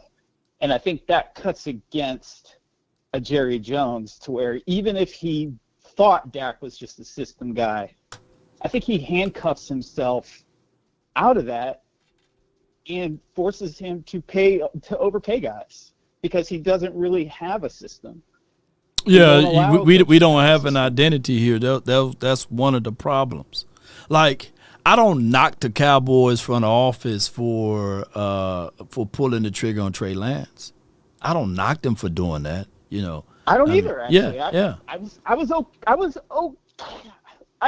okay with it if they actually let it play itself out. Well, that's a whole other point. Let me hear the rest of your take on that. No, I was saying that, last year they were scoffing and making fun when we was doing the NFC Super Friends show. They were making fun. It was like, hey, the Cowboys don't believe in Dak. They went and got Trey Lance, and I was like, shoot, we all should have insurance. We should all have life insurance. I compared it to life insurance. You know what I'm saying? At the end of the day, you don't know what you have out of your quarterback going into the final years of his contract, and if you want to have any type of leverage, you do it that way. But what happened ultimately is that the leverage that they tried to make a play on backfired. So they spent all off season this past season going to see who Trey Lance is about, right? And the problem was it bottlenecked into this situation now. Now that you've realized that he wasn't the answer, so you put Cooper Rush out there, and he said that he give you the best chance and opportunity to win, but it blew up in your face because you had the $5.5 million cap hit plus money taken off the books so you can add more and more weapons and pieces for this team. It would have been a better storyline if you were to insert Trey Lance and he was the guy that won 4 out of the last 5 games, and if you didn't sign Dak Prescott, now you can do a whole bunch of other stuff. But none of that stuff happened. Trey Lance is a free agent at the end of this year, as well as Cooper Rush is a free agent at the end of the year. So now you're going to have to either sign one of the two, right? And then you'll have to parlay that into some type of pick if you're trying to get back what you paid. The craziest thing of it all, only the Cowboys put that type of pressure on their starting quarterback. Those could have been numbers that you could have went and got a Derrick Henry. You could have went and got Saquon Barkley over here, But it's just crazy how the Cowboys operate from within the confines of how they operated it. Yeah, they don't know what they're doing. This is what makes absolutely. And this is what makes it even worse, right?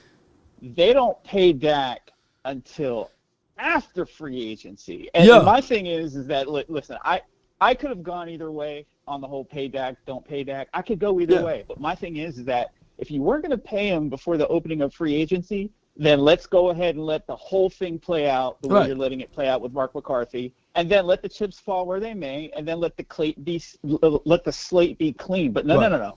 They wait until after free agency, darn near minutes before kickoff, to announce the contract. So now we get no free agents, and we get the massive contract. And it's like, wait a minute, you've done everything at the wrong time to where you're now boxed in, and then your fate is sealed. Had they just waited and let it play itself out, I think the Cowboys would be in much better shape for next year, especially if they did what you said, which is just put Trey Lance in the minute Dak got hurt. So Jerry just chases he throws good money after bad money. But one last take before I get off. I know you got other callers, and this is on the whole Mike McCarthy thing. I'm happy that we got the win. I don't believe in tanking, right? But let's be real. The Cowboys won that game out of sheer effort, and there's nothing wrong with effort. Nothing wrong with effort. But I still don't believe we just out-schemed the Bucs. I'm not going to say we out-schemed. I'll say that we gave every last effort. That strip by Jordan Lewis was amazing. Yeah. The effort and the grit was there. My thing is that I want a coach who's going to come in here and out-scheme the other guy week after week. Right. And I just don't feel like we have that, and that's why I want to move on from McCarthy. The problem is Jerry will never hire the guy that we actually need, and that's where I'm stuck on this.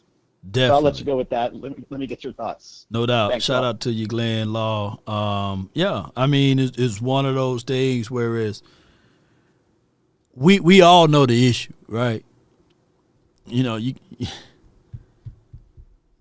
can't put the condom on after you done beat it down. You know what I'm saying? And say, hey, I got the condom on now. That is exactly what they did. And I hate to use that analogy.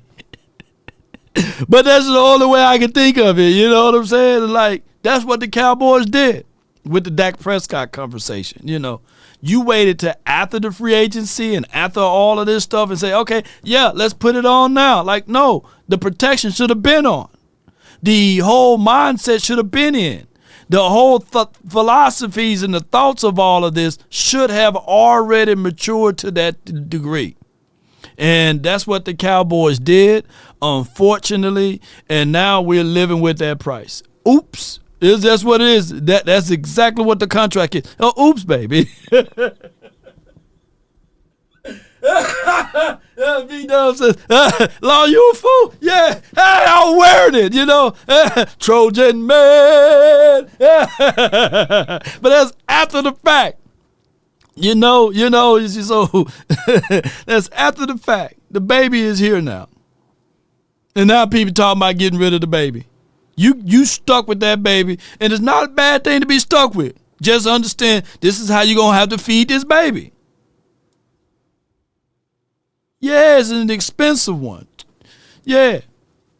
All the way up to the year 2028, 2029, respectfully. So you feed the baby. How can we win with this baby? Wah. Well, we'll get that baby running back. Wah. Yeah. Let that baby get a two. Lord, get that boy.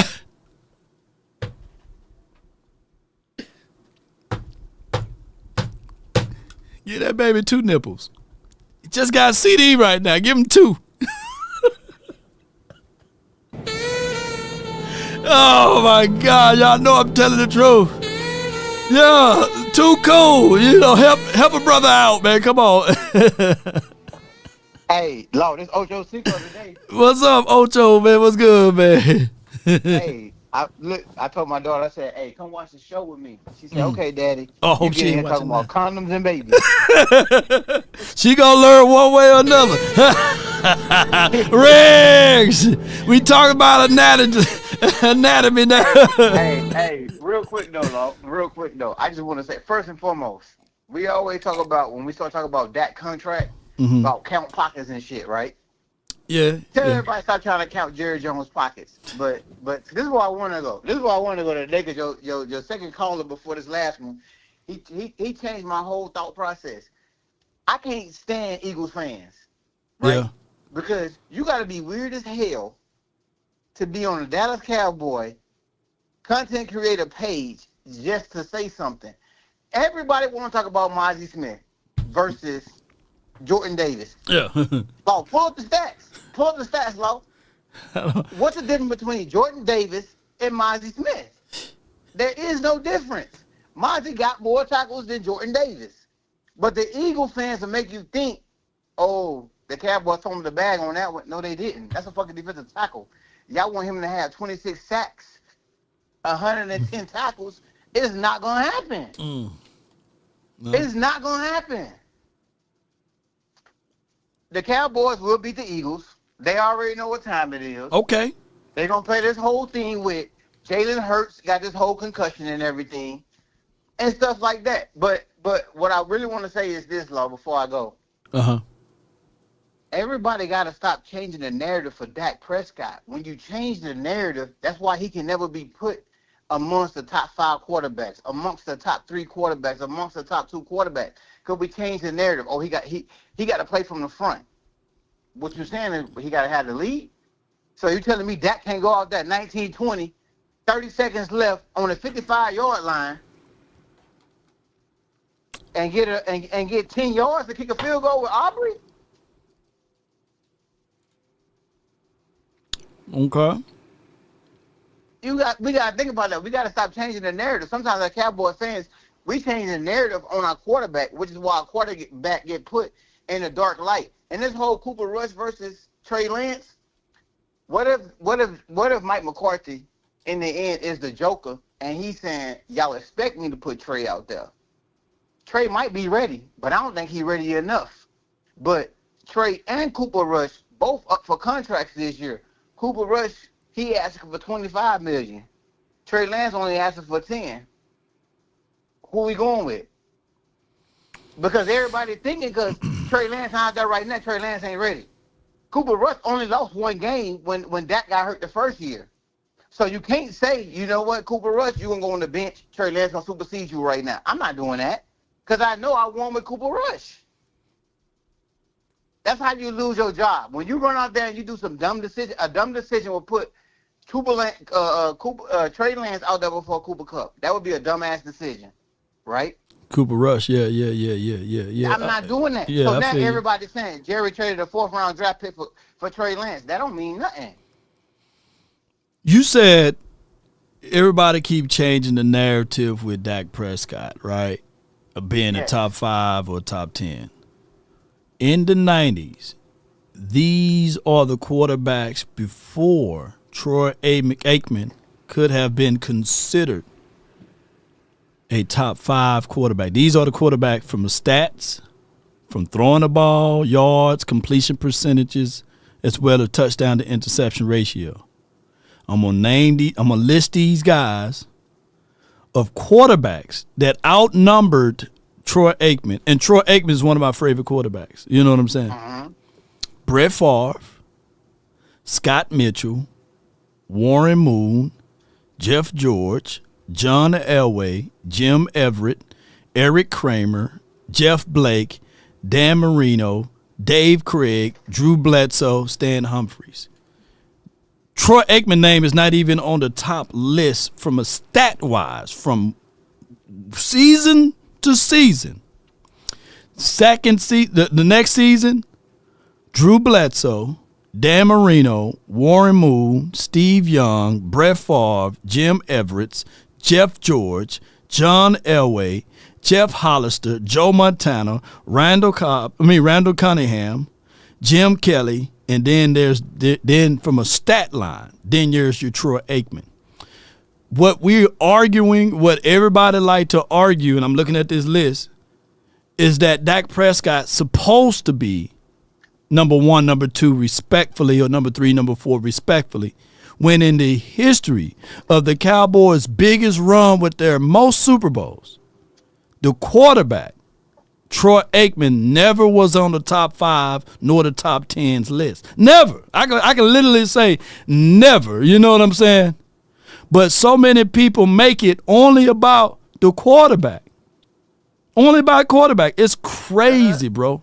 It's crazy. No, that's factual, right? But then you got to come back. You got to combat it with how many Super Bowls did Dan Marino win?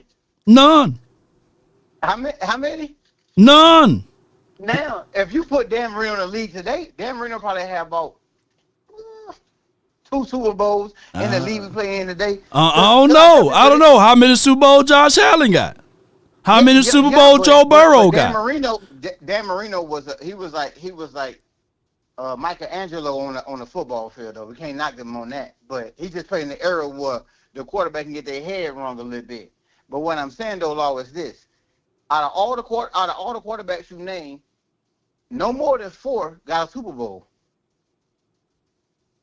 Out of all the quarterbacks you just named, no more than 4 got a Super Bowl. But if I was to play this game, like John Elway on the Cowboys, how many Super Bowls would have had?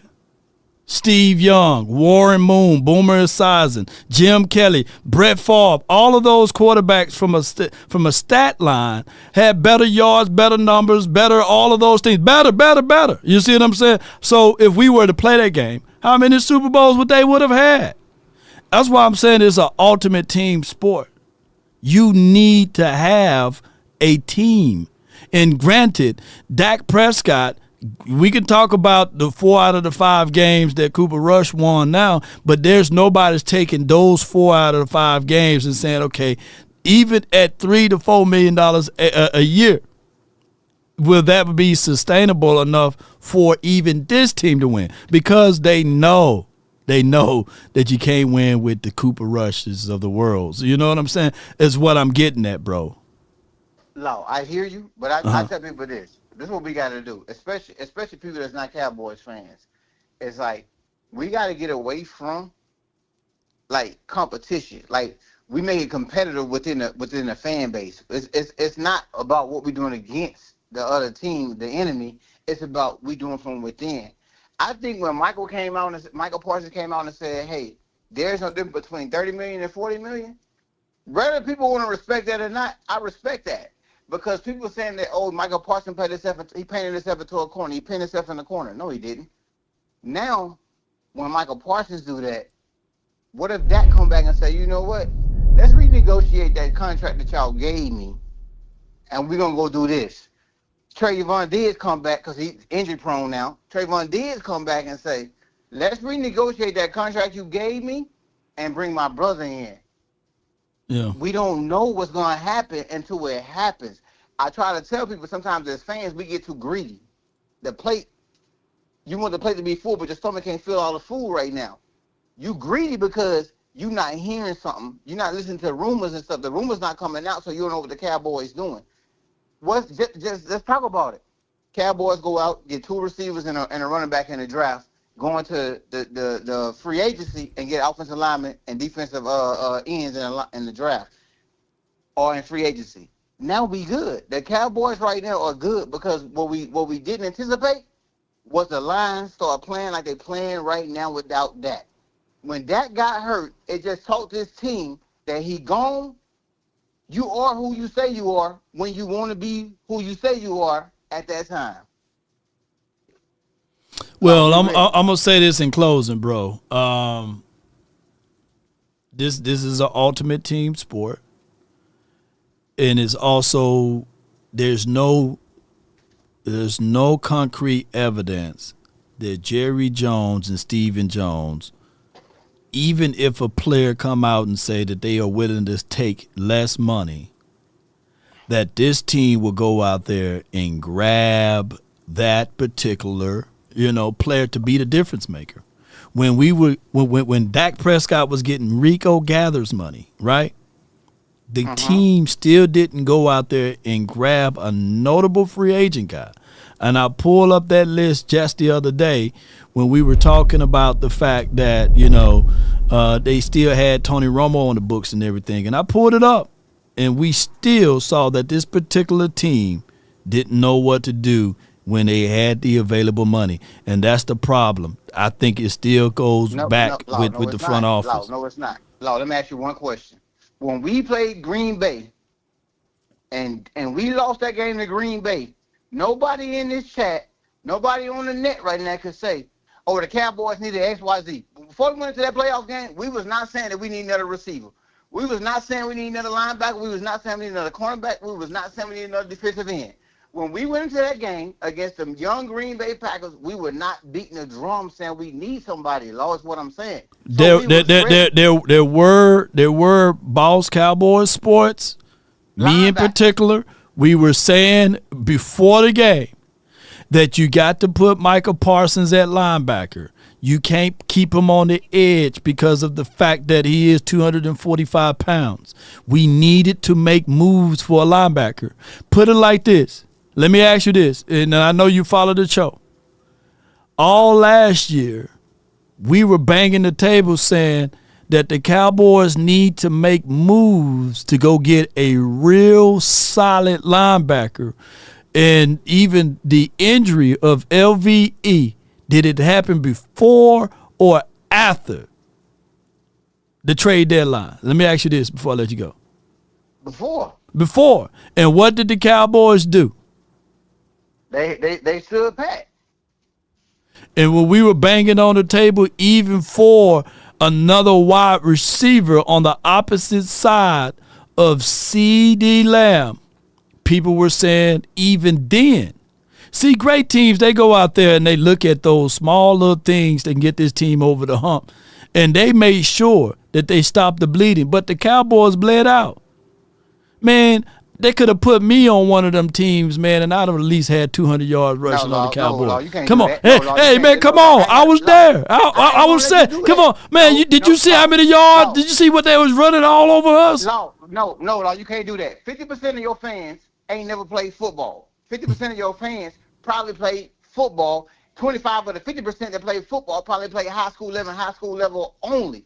What I'm saying right now, there's no reason why the Cowboys should have went out there and lost to Green Bay Packers in that freaking game, regardless of how we want to slice it and dice it. I can't sit here and say CD Lamb top 3 receiver but I can't go out there and treat him like a top 3 receiver. Because if you want to be honest, the Cowboys don't play CeeDee Lamb like Minnesota used JJ. The Cowboys don't use CeeDee Lamb like that, like Jamar Chase is using Cincinnati. Because we could beat on the drum all day long, but CeeDee Lamb could have been a benefactor of the fucking of that whole Green Bay game. We didn't go to CeeDee Lamb like that. We not featuring CeeDee Lamb with 300 yards receiving. There's not one cornerback in the league that can hold CeeDee Lamb one-on-one. Not one. And Green Bay damn sure ain't got a top 10 cornerback that can hold anybody one-on-one when it came to that game, Law. The Cowboys fumbled the bag, and we just didn't showcase CeeDee Lamb like we should have. All I can say is when the Cowboys go to the postseason and your quarterback, Dak Prescott, have a running back that can get you 100 yards or more, he's undefeated. He only got 2 wins, and that's when your running back is able to run the ball. Do that, though, but shit, were we able to run the ball last year against the Green Bay? No, you can't do that. Pat Mahomes had more rushing yards than Dak. You can't do that, Law. Man, why every time? Why every time when we start talking about quarterbacks, people go to the extreme? You go to the extreme. You go to Pat Mahomes. Come on, you just like Jason Whitlock. Man, I appreciate you for calling in too, cool. Every time, bro. I appreciate you, man. I hope your daughter is all good and everything. Apologies, you know what I'm saying, for her learning to what. Yeah. I appreciate you. Too cool for the 910. Yeah. Every time I say these things, they go all the way to Pat Mahomes, you know. But at the end of the day, it's like literally Cowboys with money is like trusting the crackhead with your TVs and your VCRs back in the days. You know what I'm saying? Your DVD players saying, hey, I'm going to watch it. I'm not going to punt it. I'm not going to get rid of it, you know? And you come back and all of the stuff gone. You're like, hey, man, you done sold the kid's bike? Yeah, man. Yeah, it's a crackhead move, you know? The Cowboys don't know how to utilize and use that money. They don't.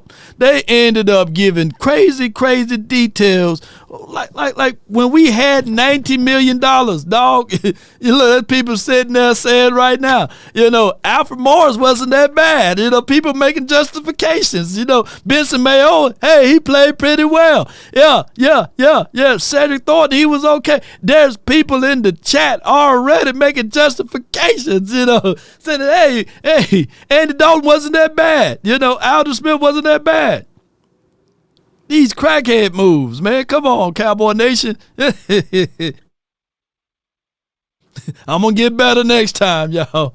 I'm going to get better next time. Yeah. By going down here and moving and getting the same thing, expecting different results. Yeah. I think that out of all of these players, I know for sure getting quality free agent is better than getting 5 or 6 or 8 guys and saying, hey, look at the moves we doing. You know what I'm saying? Nah, just go out there and get you a quality. Get you one damn good wide receiver. One damn good running back. But don't give us all of this and say, hey, look what we doing. Yeah, man, but I get it. That's what the Cowboys do. They're going to pick up a whole trough of guys, not on the first week or the second week of free agency, and they go to the draft and they'll supplement this because we draft pretty well, by the way. We draft pretty well. And then they'll go into this thing and say, hey, look, we made moves in free agency. Yeah. It's like going to getting the Jordan when he wore 45. You know what I'm saying? Like, look, we got the Jordan. We got the Washington Wizards Jordan. No, man, we want the younger Jordan. We don't want the Wizard Jordan. All right, I got from the 608 VI, then I got the VIP, and then I got the 815. So from the 608, you're live on the Nation. Talk to me, man. What's good with you, homie? Not much, man. That's what's up, man. I know it's been a while since we spoke. Uh-huh. You know, I seen you live, and I just had to call in just to get this off my chest. You know, it's been sitting with me for a while. You know, I had to take some time and actually actually dissect what was going on with the Dallas Cowboys, and I came up with the conclusion that if we want to find out what type of season we're having, we have to watch the front office. We don't watch the players on the field. Watch the front office. Right. Because if they ready to burn the whole shit down, then that's when we need to be concerned. And right now, it don't seem like that's what they're trying to do. Right. I think this is a humble pie season. You know what I mean? Right. Because our players have failed to play through the clock. You know, they don't play to the whistle in the past. But now we're getting to that point where we're actually, you know, when we the last game against the Buccaneers, I seen them boys out there cracking folks. Yeah, we were more physical. We were more physical than them. Yeah. I actually thought, you know, if we was playing like this whole season and we had that, oh yeah, we would have been on our way to the playoffs. If Mike McCarthy unraveled his playbook earlier in the season and we running Rico out of the I formation and the strong jumbo and the weak jumbo, like we would have been on our way to the playoffs. But he had him running out of the shotgun. We set up in the shotgun on first down. Split, you know what I'm saying? In the split offense on the first down, it didn't make any sense. Right. So I think that this is right now what I think Jerry Jones is playing more of a psychological game with the players and actually giving them something to fight for, which has been the message that Mike has been preaching this whole season. You know, people been playing hero ball, you know, and you know, everybody wants to be the hero, but now it seems like everybody is more sound and buying into buying into the systems. So I mean, I'm hopeful for next year. Come on, it's all we got. It's all we got now is hope, man. Appreciate you for calling in, bro. Appreciate you, man.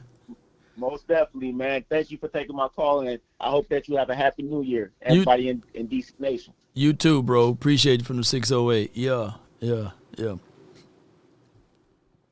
So shoot, you know, psychological Joneses, man. We got the 860, then we had the 815. But before we go there, appreciate you guys so much. And if you fool around and hearing this information and you slip and fall and hit your hip while you at the work or at the job, or somebody crashes in on you while you driving down 20, you know, and you don't know who to call, let me tell you what you got to do. It starts from the first phone call. Most of the time, you're going to talk to Gene Burkett, a 30-year partner. You're not going to talk to some employee that just got put on the phones that day. There are things that are so crucial, especially if it's a cataclysmic event, to have our experts get out and look at the vehicle, witness statements, photos, the whole thing. Call Frankel first. Chosen by the people, feared by the insurance companies. Call Frankel first. That's 214 or 817. All of the threes you can dial. And yeah, witness statements. Man, you got guys that's over 100 years of combined experiences that will not take advantage of you like the insurance companies, that they will try to say, hey, sign this and sign that so you can get this money. No, they will go over line for line and they will fight for you. It's nothing like having someone fighting for you. So call Frankel and Frankel Personal Injury Lawyers. They will take care of you. If you can't dial that number, be sure to reach out to frankelfirm.com. Go to their website, fill out that information there, and from there they can take care of you. But I got a person that's on this line for your mind that's in the VIP situation. The 860, you're live on the nation, dog. What's good? Lord's VIP, baby. Yeah. Well, first, let me say this. Happy Kwanzaa, happy holidays, whatever you're celebrating, Hanukkah, whatever. Yeah. Whatever you're celebrating out there, get yours in. I want to say this, because I listen, Lord.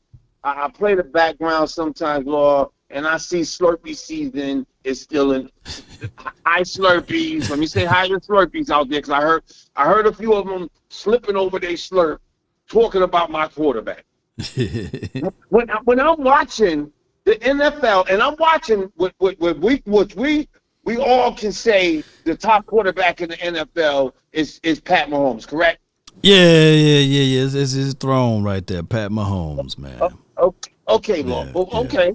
So if we're comparing, I don't even want to compare the numbers. Let's just compare the team ideology, Law. Yeah. The team ideology for the dumb and the Brandons of the world. That means the team's idea, the way they look at things. Because we got the Brandons that are slurping on slurp, and their mental can't digest ideology. But anyway, Law, the ideology of the Chiefs compared to us is like night and day, Law. Because we have the Fair Nation that says my quarterback can't do this when we have the top quarterback in the league, and they said, well, damn, one of our receivers went down. We're going to get D-Hop. Hey, one of our running backs went down. We're going to get – so they didn't start subtracting, did they, Law? No, they brought in more and more weapons, more and more pieces. They went and drafted a wide receiver in the first round. They drafted a wide receiver in the second. Sterling Moore, I think that's his name, or Sky Moore or something like that. So, yeah, I mean, I get it. They always tried to put weapons around Pat Mahomes. It's just the fact that, Pat Mahomes is Pat Mahomes. He's the unicorn, man. So people just lose all ground of negotiating and debating when you start bringing up Pat Money Mahomes, because, I mean, the dude is God-like. He a demigod now. You know what I'm saying? He's Moana, the dude that's a demigod. That's who he is. Yeah. I'm glad you're saying that. For the man that walks on water, Law, can you tell me what his defense is ranked? I don't know. They top 5 for sure. Thank you. Yeah. I know Spags ain't looking for another job, basically. he ain't interviewed for Chicago Bears, I believe, Law, they have one of the top 3 defenses. They have invested in their defense, have they not, Law? Yeah. For every Super Bowl that Pat Mahomes won, Chris Jones got one too. So, yeah, it's hard to quantify who's, you know what I'm saying? Hey, he got Super Bowl just like Pat Mahomes. Yeah. So I'm trying to figure out, Law, how everybody, half of Cowboy Nation wants Dak to do this by himself when data shows when he has a running back that produces over 100 yards, the man's undefeated. But we don't want to give him a running back. We don't even want to give him a running game or running scheme, Law. But we want this man to not only walk on water, to float on clouds over drones. We want this man to change the air, the atmosphere. What more do you want from me, Lord? I got it right here. The Kansas City Chiefs, based off of PFF metrics, they are the number 2 defense in the National Football League, and they have the 11th ranked offense and 11th ranked special teams, which combines giving them the 5th overall complexity of a team, and they have a combined record of 15-1. So they have the number 2 defense in the National Football League. It's blessings over there, bro. Yeah. Even after they won back-to-back Super Bowl, Lord, they are adding, not subtracting. Correct? Yeah. I mean, Lord, am I not living in a third world here, Lord? Nah, dog, you telling the truth, man. Shame the devil. You know what I'm saying? So all I'm saying, Lord, is we're gonna win. We're gonna win as a team. Yeah. So we know in this off-season, we got to do this. I need a running back. I need to stop the run, and I need to run. It's not hard. We're not sending nobody to the moon, Lord. Yeah. Man. So what you got for me, man? What else you got for me, man, before I let you go and all that? So for the rest of the Slurpees of the world, all I want my Joneses to concentrate and to focus on, sign my boy Turn Up.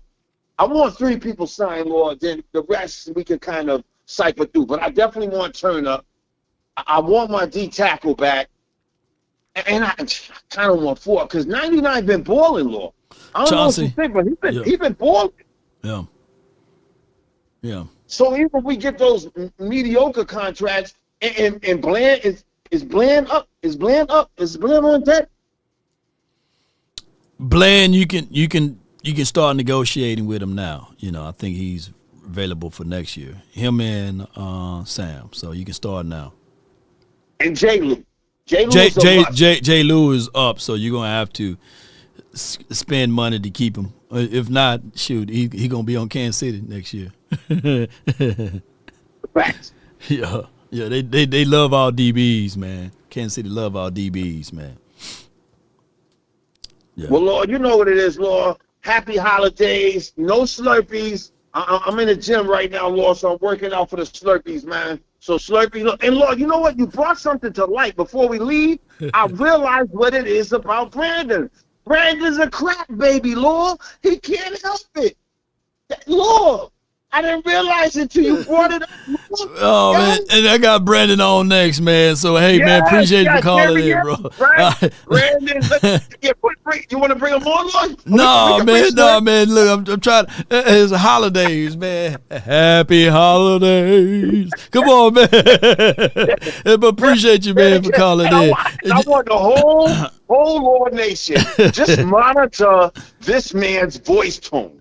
Wow. His voice tone sounds like a Slurpee.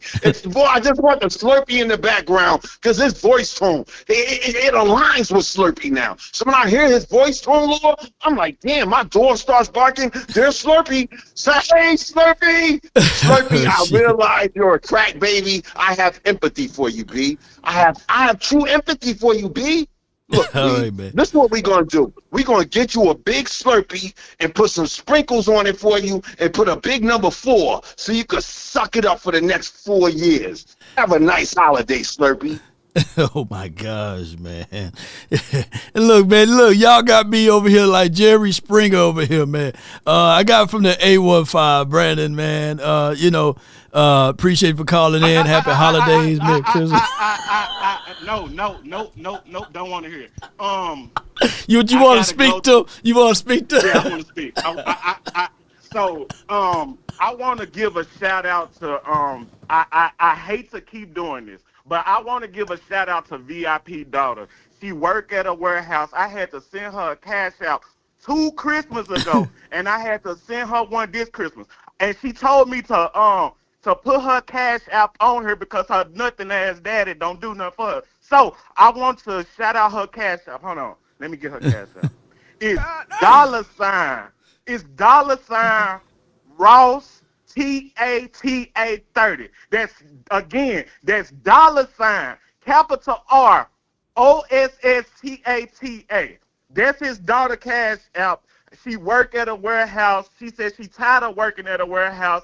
She said she can't get nothing from her daddy because he stay in a rat shack in New York. And Law, you did say we was gonna be on camera. So VIP, when you get on camera, we want to see your rat shack. And please do something for your daughter because I'm tired of raising money for her. Y'all, please send money to that cash app so we can get it to his daughter. Back to my analysis. You had Jason Whitlock on earlier. Yeah. And I want to say, Law, I know, it's crazy, huh? I'm Law. I'm from Memphis. Stop playing with me. Law, you had Jason Whitlock on your show. And I'm like, damn, why we listen to fat Jason Whitlock? And I'm like, oh, I got it. The only person that could give him more competition with putting stuff in his mouth is VIP Plus. And shout out to VIP Plus, because I don't want to disrespect your community. I know they will get on you. So you and Saucy, y'all can sleep good tonight. If you don't know who Saucy is, Google. That's VIP guy. Back to Dak and Cooper Rush, because I want to get there. A couple of days ago, I was talking about how y'all wanted Mike McCarthy fired. Y'all hate Mike McCarthy, but his record is 9-4 without y'all $60 million quarterback. And I find it odd that everybody analysis on Cooper, they got analysis on Cooper Rush. I didn't even know we can critique the quarterback. But now y'all telling me we only win because the sky was blue and then it was shining through Texas, the old Texas Stadium, and the light came through AT&T. Like y'all can find the analysis of Cooper Rush. Y'all can break it down. Like y'all can no, let's move that layer, peel that layer, get VIP off. Did it? Y'all, we can do all of this stuff. But when it comes to Dak Prescott, we have Dak Prescott has never had talent. I think I heard Loud Nation say, get Dak some talent. He only had Cooper Rush, CD, Noah Brown, Sam Wilson, Jason Witten, Prime. Oh, running now. VIP Plus was just talking about a run game. We had prime Zeke Elliott. Nobody wanted to do so again. Y'all analysis can't the same breakdown and third layer thinking that y'all do with Cooper Rush. Can we do that with Dak? That's all I'm asking. And again, Jordan Lewis, we need you back. 99, we need you back. Odigizua, I'm gonna just say this: he balling now. I just don't know if I would want him back. I'm sorry. I seen Odigizua his whole career, not just this year, and he do more of a disappearing act to me. Now he's been playing good, but this is a contract year, and I've been watching football long enough to know. In contract year, you're gonna get everybody best season. But that's just me. I'm not. If we do re-sign him, okay. I told y'all not to re-sign Dak. Law Nation came on every day, was like, ooh, please re-sign him. And now he having buyer's remorse. We don't want to hear that. I want to end on VIP though. Now, I sent out I'm gonna say this Cash App again for everybody. Her Cash App is $ capital R, little O, little S, TATA, and it's going to be with 3 zeros at the end. We have to give her this money because VIP has been an absent father. He's staying in a rat shack with his son. Shout out to his son. We know you didn't get nothing but Merry Christmas this year. And yeah, because she needs it. She work at a warehouse, and VIP don't do nothing for her. Shout out to Law. Shout out to Law Nation. Shout out to VIP Plus with his deadbeat dad ass. And Law, hold on, before I go, Law, you definitely said we doing a on-camera debate with VIP Plus in his community, and you said we're gonna have $100,000 in Swayze and all that. But don't forget, and make sure y'all have on y'all mind, say VIP, we want to see your rat shack, and I'm gonna definitely show off my house. But okay. You now look. Yeah, go ahead. Yeah, Hold on, Lord. Let me get to where, Lord. Yeah, it's a plus. No, bro. You crossed the line, B. You crossed that line. It's funny. It's funny. It's funny. Yeah. Lord, we don't need more camera now. Hey, VIP stand the shack and try to be too tight. Man, you look like a bum. You talking reckless now, B. I know your mother's a podcast. You still know that better. Be Tupac. Raise your kids, nigga. Baby, she said, I'm not doing to myself. Raise your kids. I had to set up a GoFundMe for your daughter, bro. I got you. I had to set up a GoFundMe for your daughter. You know what's funny? You got me. You said you working out for dudes. Then you just say, "Oh, you working out for some money." They might say, "Oh, I'm working out." Oh, I heard these dudes' voices. I'm getting hard. I'm breaking up. That's what you just said. I am pulling up on you. You think it's a joke? I want on you. I'm from Memphis, nigga. Pull up. I'm from Memphis. Hey, I got bloods out there, You ain't in your feelings, are you? You playing with fire. You not in your feelings, are you? All right. Hey, shout out. Hey, I just said, you might want to donate to your daughter. Don't be mad at me. I'm a clown at it. I'm going to see you. I'm going to see you. My daughter works at a warehouse. I love Lo. Appreciate both of y'all, boy, man. Yeah. No, I'm on his ass. You laughing.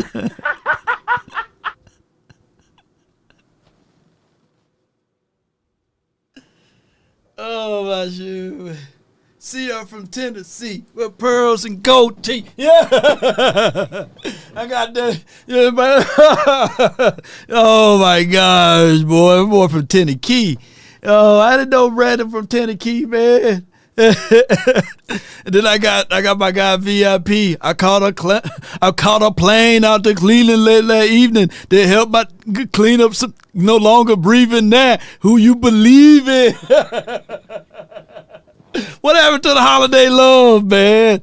Oh my gosh, boy. We definitely gonna get nah, I'm toxic. I'm toxic Tom today, though.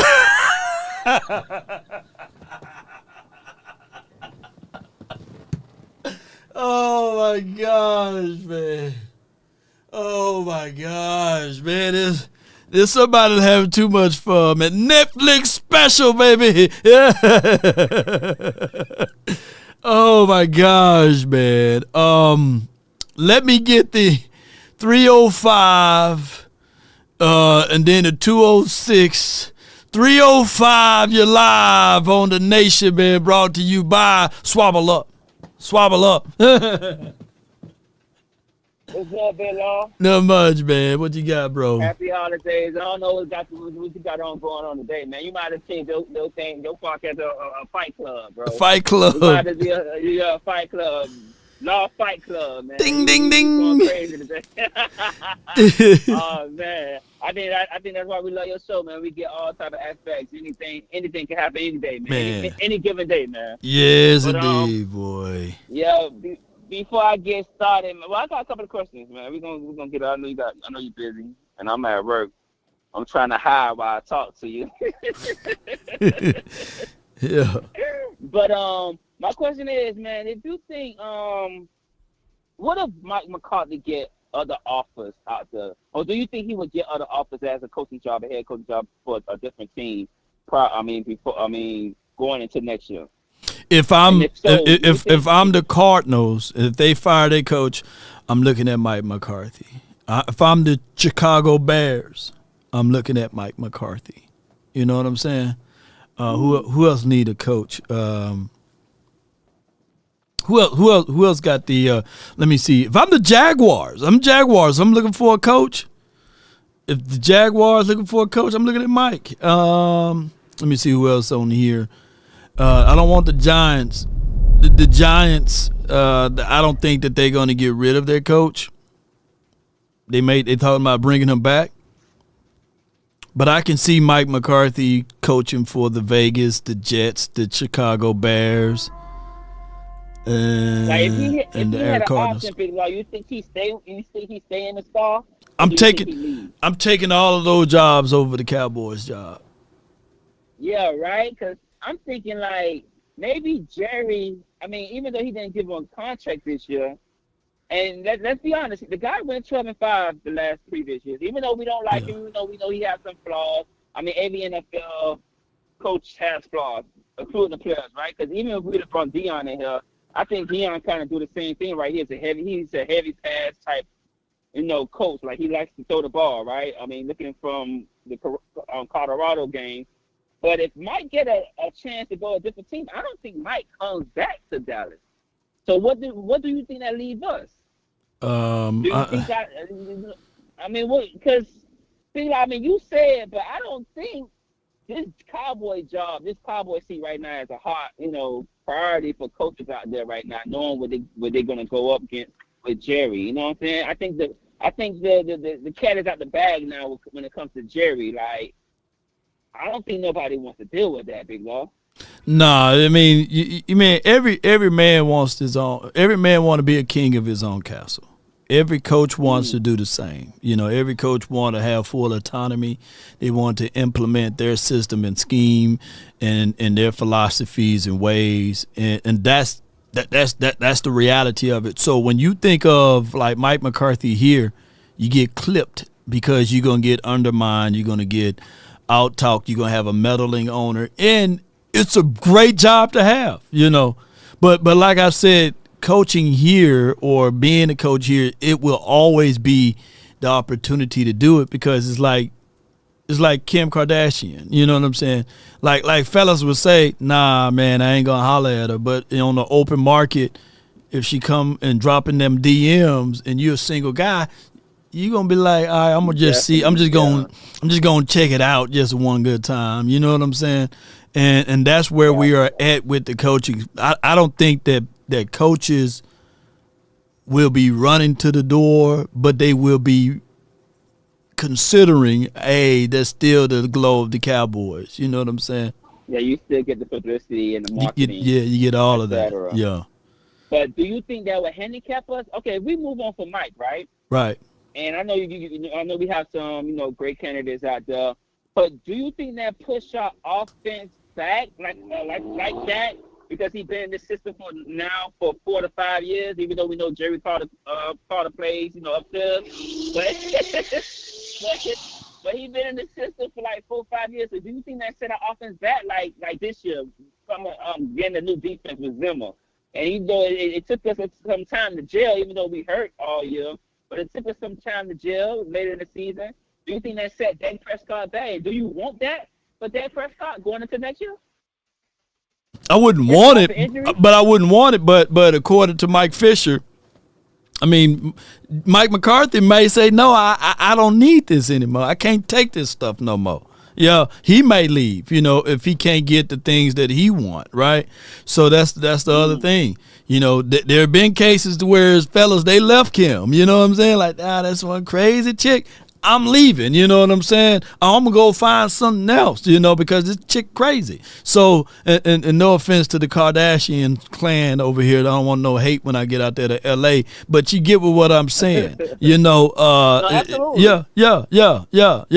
So, it's one of those things. We all know the star's the star. We already know that the star's the star. Like, you're not going to get no marketing like the Dallas Cowboys. I think that's why also Michael said, hey, I take a pay cut, because he know off field wise, which we felt like Dak should have been considering.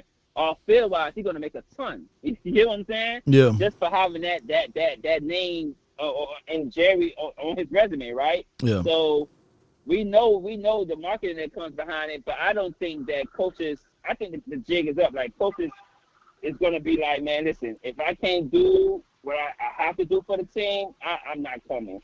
So that leaves us with these coaches like Mike Zimmer moving up. I don't think he moved Al Harris up right now. If anything, if Mike McCarthy leaves, I think he's probably going to promote Zimmer, because the familiar area for being familiar with the coach. He needs somebody he knows. He needs somebody who's been in the system, who knows how the Cowboys run. I don't think he get a new head coach outside of the Cowboys. You get what I'm saying? Yeah, we'll find out, man. It's gonna be a good topic, man. This offseason on what the Cowboys would do. If Mike leave, I think that's like a slap in Jerry's face. Like, if Mike leave on his own, like if he leaves and say I'm going to another team, that's like a slap in Jerry's face. Because it's like, well, the guy who went 7-9 or whatever, we don't win these last 2 games. The guy who went 7-9 left you. So it has to be the owner. I think that's gonna really blow up in the face. So now everybody's gonna know, like, man, okay, it gotta be Jerry. Even though we all know, but I think it blows up in his face. Man, we'll definitely find out, man. But what you say? Before I get out of here, I know you gotta go. With the Dak Prescott, I know everybody's been calling about Dak Prescott. To me, Big Law, I think why everybody mad, because we wanted him to say what Micah said last week. You get what I'm saying?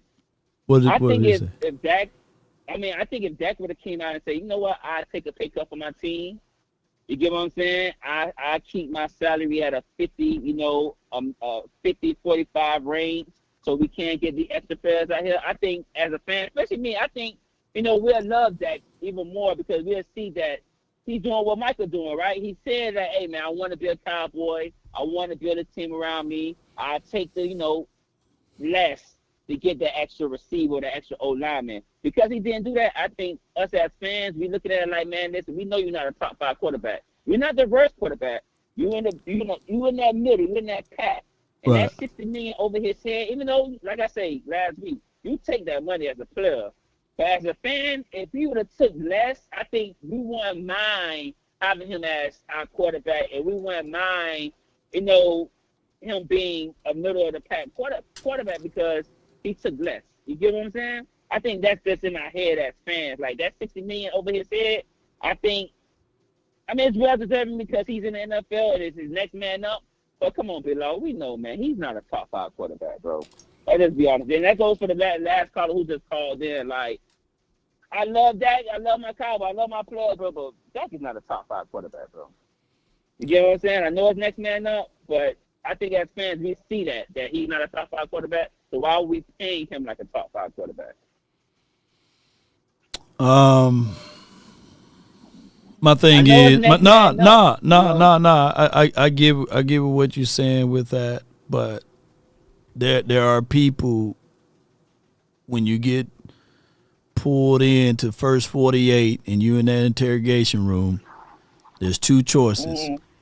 Either you can talk or you can let your lawyer talk. And I will be advised as Law Nation, for those who watching this show, who gonna watch it in the future, just let your lawyer talk. And that's what Dak Prescott did. He said that, hey, there's stipulations, there's rules and regulations. I'm going to allow my lawyer to do all of the talking. And you got to understand that Micah Parsons was a first-round draft pick. You see what I'm saying? So he got millions year one. The first go around. Millions second year, third year. Dak Prescott didn't get his first big contract until 2020. He had to break his leg to get that. You remember, Michael Gallup was making more money than him, right? So Dak being around this organization and franchise and witness what they did with the money, right? So, and to be fair, he witnessed Amari Cooper taking $6 million less, right? And he's playing in Cleveland, and now he's playing in Bills. He's on two different teams now. So I get from both sides of the argument of, hey, I want to take less money approach. And then you got to understand that Dak Prescott is playing a position that he came from an injury that most quarterbacks don't come from almost. Look at Alex Smith. You know what I'm saying? The man still bleeding. His legs still oozing from his gruesome injury, right? Dak Prescott, he didn't come back from that, but he came back from something similar. Parsons never been hurt to that degree. Parsons never been out for an entire year. You see what I'm saying? So he's very green. So I don't know, man. And then on top of that, negotiations do get nasty. And we'll see. We'll see whether or not the Jones is going to do right by Parsons. You know what I'm saying? So time will tell it all, but I appreciate you for calling in, fam. I appreciate it, Big Love, man. Happy holidays to everybody. And before I go, man, shout out to Teddy Bridgewater, man, for winning the state championship down here, man. He coached for the Northwestern Bulls, man. I live literally down the street from that school, man. It's a great school. So shout out to Teddy Bridgewater, man. Thank you, Big Love, for having me, bro. Oh, you're welcome, man. Yeah. I'm advising y'all, man. Look, don't trust that person in the interrogation room. We know you're innocent, but let me get your accounts for this incident. Let me see, where were you? What if one of your storylines didn't match up well, and you talking, and all you supposed to do is just bring your lawyer in there. You talking, and then they fool around saying, yeah, you said, now these words going to be used against you. Not lawyer. I'm sitting here. Lawyer. Let me speak to my lawyer. Yeah. So I can't. I get it. It would feel good if the starting quarterback of the Cowboys say, "Yeah, I'll play for less money." But it's shoot. What, he's supposed to be mad that he's the highest paid quarterback in the National Football League or the highest paid player in the league? He's supposed to feel bad? Shoot. All right, for those who watching right now, who broke their leg before? Who broke an ankle? Who broke their pinky? Who broke their thumb before? Anybody in the chat who had parts that's broken, and you go to your job and you say, hey, I know that X, Y, and Z is getting paid more, but yeah, just pay me the bare minimum, man, and I'm okay. I don't need to be the highest paid. Let me know. Yeah. Shout out to you, Brandon. He says, a lot of his sports the best show on the internet. Appreciate you, bro. Not happening. Lynn Little saying, look, give me the highest pay. Shoot. Can you imagine? Don't y'all understand? Can you imagine working for Walmart? Let's work for Walmart that makes billions upon billions, and you the cash register. You person working the front says the cash register, front line employee, and you sitting there saying to save the company, pay me $5 less, man. Yeah. I'm gonna make sure that we can hire more and more other workers to laser line the shelves and stuff. Pay me a little less, man. No, what you think Walmart gonna do? Do you think they gonna say, yeah, since you took less money, we gonna hire more? No, they're gonna say yes. Go get your money, man. Football stands for not for long. And that's for all of the players. I want them to get their money, man. Yeah, we talk about it, but shoot, at the end of the day, Walmart is a billion dollar conglomerate. So you got technically on a higher scale, a higher level. You got millionaires negotiating with billionaires. You think, do y'all think that the Joneses gave a piece of the players some of that money that they'd have made from that fight from RuPaul and Mike Tyson? No, they didn't get none of that money back. They didn't get none of the players that when they see the market ability. No, they didn't get none of that back to the players. Shoot. Give me the highest, give me.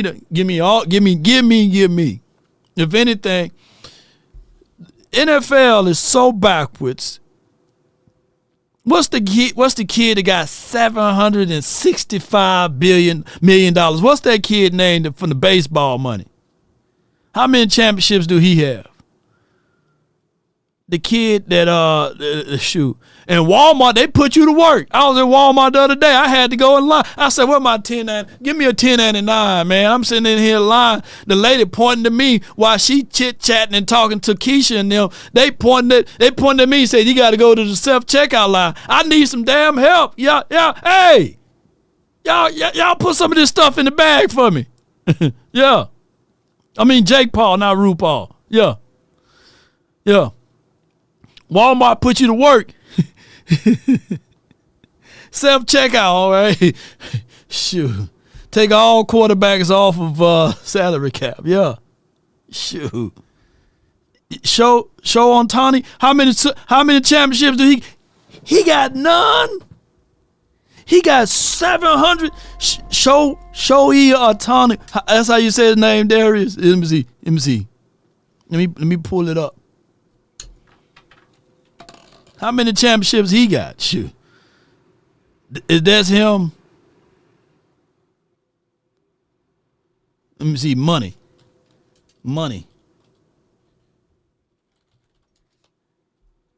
$700 million, man. The man got his own money. Shoot. I forgot Spot Rack wrote for that too. Hold on. Let me go right here. How many championships that dude got? Tony, how you say that man's name? Oh, it's right here. This is the proper way to say it. Let me see if I can pull it up on Spot Rack. Shoot. There he is. Shoot. Is it Juan Soto? Shh. Let me see. All right. Shh. Look at this man money. Man, shoot. Man, make some money over this month. Contract details. A 10-year Shohei Ohtani signed a 10-year, $700 million contract with the Los Angeles Dodgers, including a $700 million guarantee. In the average annual salary of $70 million in 2025. Okay, yeah. Let me look at his stats. Man, I think I can do some of that. Shit. I'm lying, but shit. Yeah, he's 30. He's 30 years old. Yeah. Shoot. And guess what? He got a on his contract, he got a full no trade clause. He got a no trade clause. Deferred $68 million annually, $680 million totally. July the 1st, 2034 to 2043. His contract on end to 2043. Jeez. How many rings y'all think that man gonna have, man? How many rings he gonna have, y'all? We keep talking about football and money. How many rings this dude gonna have?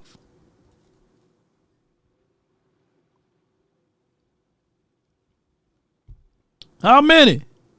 Is his life more valuable than a football player's life? And let's be real, is his life, because y'all talk about worth and value and stuff, is his life more valuable than a Walmart employee? Should the Walmart employee say, hey, man, I ain't going to take that much money, man. I'm just going to take less because of the circumstances that I'm in, Yeah. Shoot, man, go get your money, man. Shoot. And he pitches. Yeah. Shoot, y'all better stop be worried about these football players' money and seeing little Junior over there throw a baseball here and there. Yeah. Yeah. Oh, he got one ring. Okay, good. Shoot, for $700 million, he should have 7 of them. Shoot, I don't think Jordan made that much money. Come on with it, man. Shoot, y'all better teach y'all kid how to catch a fly ball. Shoot, you better. Soto got more. Shoot, he got more. This is just one person's contract. Shoot, yeah, man. You better learn how to hit a strike. Man, y'all go get that money, man. You negotiating against billionaires, man. He should take less. Shit. Shoot. If anything, from the 206, you in the mix, talk to me, bro. What up, brother? How you doing? Not much, man. Doing good, man. You not play baseball? Yeah, I used to play baseball. Come on with it, man. You see that money I got on the screen? Shoot. I play right field. I wish I see it. I see that money. Hey, trust me. The thing I got going, I'm gonna be. Yeah. Yeah. Goddamn. His agent right now chilling, boy. CAA. Oh, the same agent Todd France worked under. 10 years, that's generation wealth. Man, Man, I'm telling you. Yeah. That's what I do, love. Generation wealth. Some common sense money. Yeah. But that's another story. But I just want to give to my brothers on here to act like they want to kill each other. We got to let that foolishness go, man. Okay. VIP, you my little bro. What's the other guy he was fussing with? Brandon Ross. Brandon. Yeah. Brandon, y'all gotta stop with that foolishness, man. That's what's wrong with our brothers, man. We hate on each other. Anybody could be wrong. Anybody could be right. Right. So we gotta stop doing that foolishness, man. I had to humble myself. You know what I'm saying? Because I'm in the truth. As an Israelite brother, we can't be doing that, man. Can't come on that show and y'all hating on each other like that, man. We could debate, and then we put up a thing up there and let Law do the debate and see who won. We can't be bringing up family members. We can't be talking about who got money. Yeah. Because if you got that baseball got money, then you could talk to me. Oh yeah. Let me put that up. See that what Law got up there? Yeah. If y'all got that baseball money, then you could talk to me. If you ain't got, if you working right now, I'm telling you to everybody on here, if you working a 9 to 5 or whatever, you ain't got no money. Yeah. You living paycheck to paycheck. So I don't want to hear about the bragging. Until you got that money like that baseball player, or you like Bezo or somebody, then you could talk to me. But right now, please don't be talking about no money. Nobody. Oh, none of us got money. So stop with the foolishness.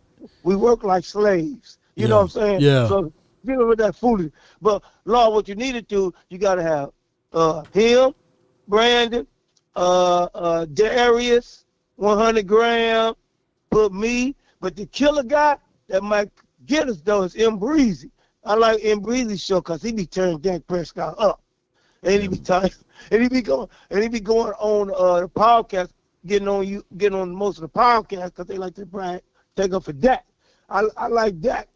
As long as you use my quarterback, I'm gonna vote for you. Now I could be mad because I gotta stop some of my best friends in L.A. They be pissed off at Dak. Everybody talk about Dak. I don't, but that's how it is. Now, you did make a good point. You had a few chances with Dak Prescott. Dak got he did it one time when he brought us back and won the game. And then we still lost the game against the Miami Dolphins last year. But he beat the, in the playoffs. But we got to win them real games when it comes. That's what people want to see Dak do. Like the quarterback last night, Kansas City, you got to remember sometimes he didn't have good receivers, and he still won the Super Bowl. But that's coaching too. That plays a part. You said his name is M. Breezy.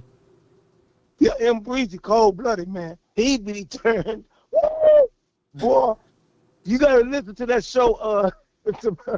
Hey, I don't know who he talking about, but he be tearing the podcasts up. He be tearing the Dallas Cowboys because he said, y'all, a Dak apologist. And them fans, he got up big, them fans loving him. Because he be telling too fast, though, Law. We can't make it up because we do have a chance to win. And with me, I don't make excuses. If me and you go to a court, on a basketball court, and I think we can win, in my mindset, I think I could beat the other guy. I don't care who he is. The Cowboys players get on here, and we like to make excuses. We need a running back. Then we need an offensive line. And then I don't want to hear that. Nate Newton wasn't no drafted man. Nate Newton became good because they practiced together. They only had one big offensive lineman that was good, like Larry Allen. But everybody else became all pros. But bam, that's what happened this year. You see, everybody was talking about, M. Breezy. You got to watch that show. M. Breezy, cold-blooded. He hate Dak apology. And he always telling the true fact. That's why everybody hate Dak Prescott, because we always come on here trying to take up. No, Dak can't take up no more. It's no more taking up for Dak. I want Dak to win. I'm praying that he win. But we got to stop coming on here taking up for Dak Prescott. We make excuses every year. Dak need an offensive line. Dak need more receivers. Oh, no, man, I don't want to hear that stupid stuff no more, bro. That's over with. I'm sorry, Lord. I love all you podcasters, but you guys got to, that's what y'all is making everybody hate Dak Prescott, because y'all making apologize for Dak Prescott. Yeah, let me see. 100 grams. Let me see what he been watching. Yeah, 100 grams. You my little bro. You got to stop. I know you want to take him for Dak. He's my quarterback. Hello, everyone. Like your boy he watching booty flicks on his channel. Yeah. But you know what I'm saying, Law? Well, we got to stop making excuses. We had a chance in 2021. We got the ball back. Dak did not take us down the field and win the game. All right, bro. Appreciate you. Had the ball against San Francisco again, 2-22. We had the momentum going. We throw a stupid interception when CeeDee Lamb started running. See, that go with the coach and the quarterback. See, I want Dak to get out there. If McCarthy called a stupid play, you change that play. No, I'm not doing this. We got the rhythm going. You know what I'm saying? Start being a leader and start being a father. You're a father of McCarthy. You know what I'm saying? That's not law. You see what I'm saying? Hey, M. Breezy. I'm saying, like, well, I know what M. Breezy been watching.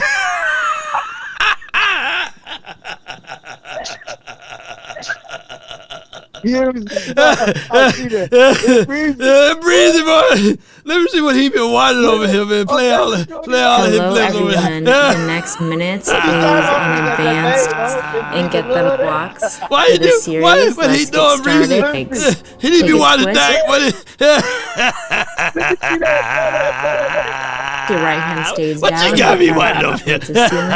Take some little circles in your shoulders if you like. Here. Switch sides. M. Breezy, what's that Breezy, boy? But you gotta, hey, Dak, I guess he ought to die. Shit. No, you gotta bring in Breeze. You gotta bring in Breeze on your show. Yeah, I'm gonna bring him on and tell him bring the girl too. Yeah. Oh, she a little hot. As a month ago, she bending over and all that. I see him. He like them little thick ones. I see him. I thought that was Travis Hunter Swedes, man. But all right, man. I appreciate you, man. Hey, nothing wrong watching Pilates and yoga. You know what I'm saying? But yeah. I want to say, man, a 1 on the ground, a VIP. VIP, don't worry about Brandon. You know Brandon, because y'all be jamming Brandon up too much. But, man, y'all let's get on that show and debate. Bring that debate show, Lord, with all us on there. Yeah, we'll do, man. And then let the fans pick who's right. You know what I'm saying? Let the fans decide, and that's going to decide who's telling the true facts. Yeah. But no, come on, that foolishness and cussing and hating each other, man. Stop that, man. We better than that. Come on, bro. All right, man. So, appreciate you, man. Shalom. I do happy Hanukkah. It's over with, but shalom to all my brothers and sisters. And how about them Cowboys? And let's go. Hope this stupid fat boy. I'm tired of fat boy, though, but fat boy, he might be coming back. But it is what it is. No doubt, man. Before I leave, Chicago is the one that might sign to Detroit.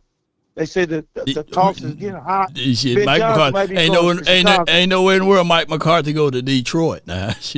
No, I'm talking about Ben Johnson. Oh, Ben Johnson, yeah. To Chicago. Yeah. Yeah, he's gonna take Chicago. Yeah. All right, bro. Appreciate you, man. All right, bro. Salute. Salute, bro. Let me see what that boy been talking about, man. He done hyped up him Breeze. Cooper Rush is making Jerry Jones regret signing Dak Prescott. Why we had to put that in the title, man? Yeah. HitPaw Video Enhancer. All right, man. Let's see. Is an AI video quality enhancer. I use HitPaw. HitPaw pretty nice. Yo, what's up? This your boy M Breezy back at it again, man, like I always do around this time. What's up, Cowboy Nation? What's up, YouTube?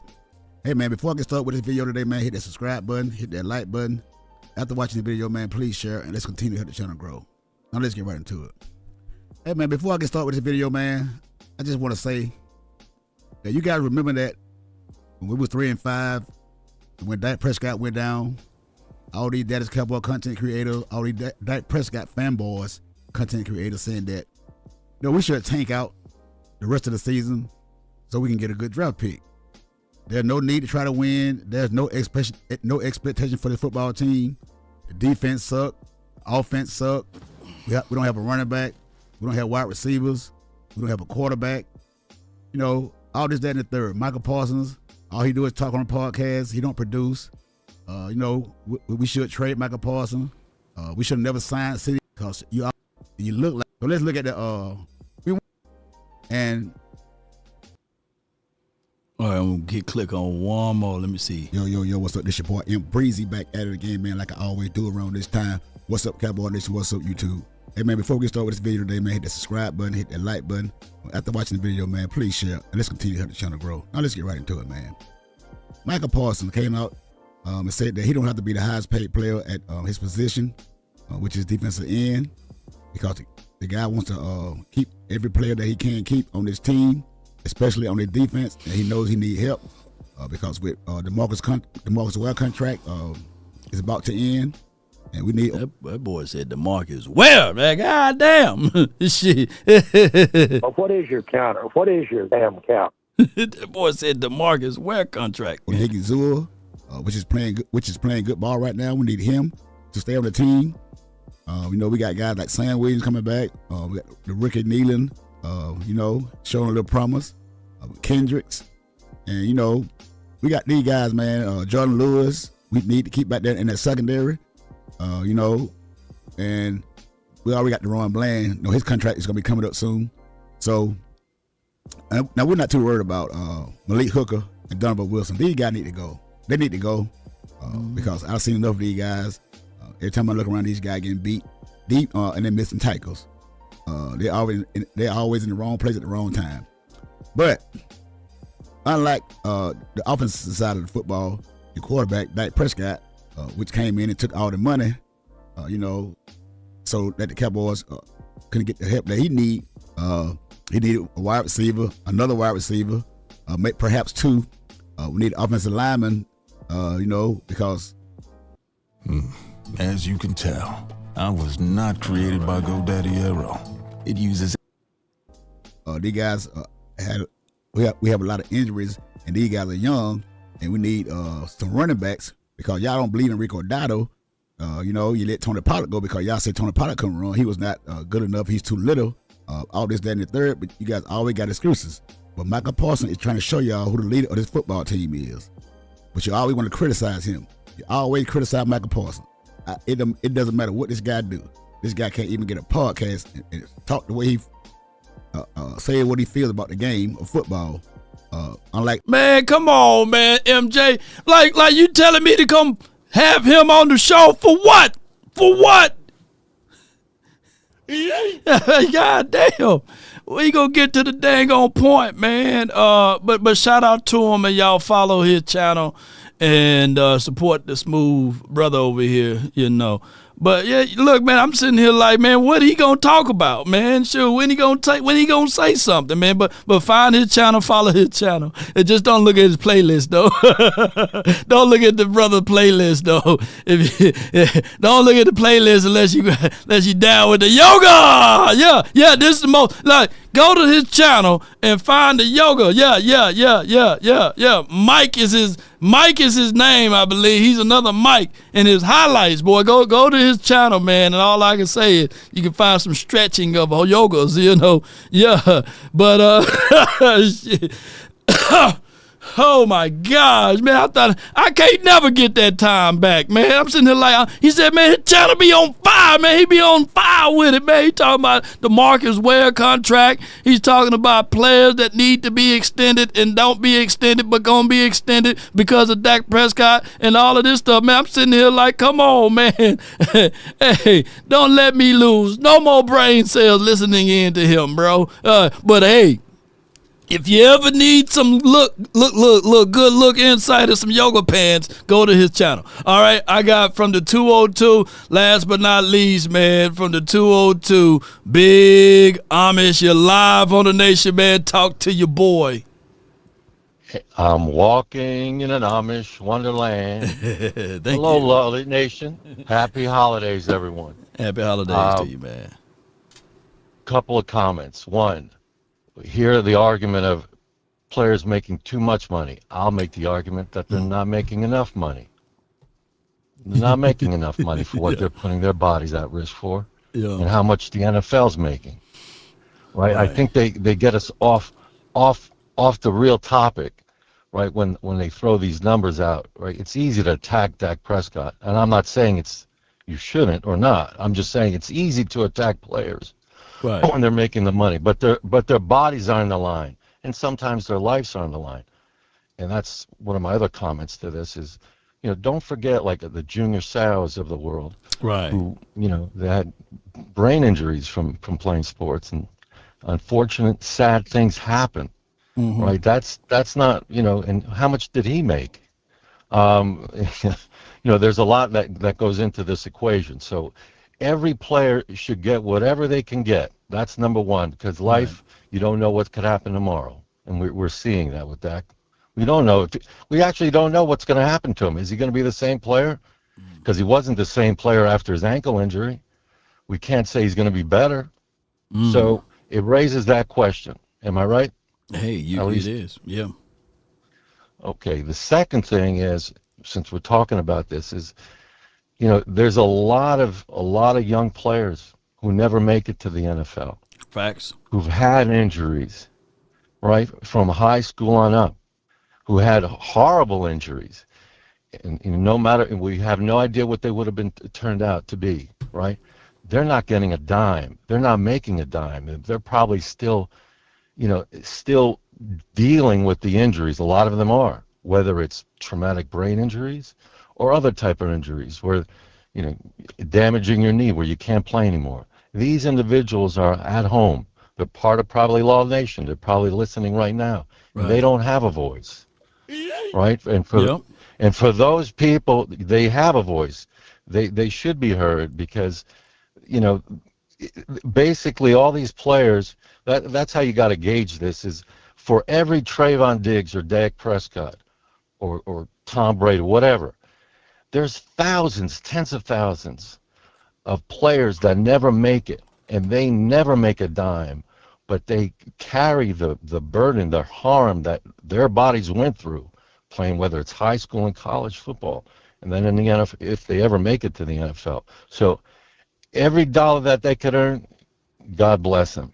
And for those who have been injured and never made it, and they're still suffering out there, you are not forgotten. Law Nation remembers you.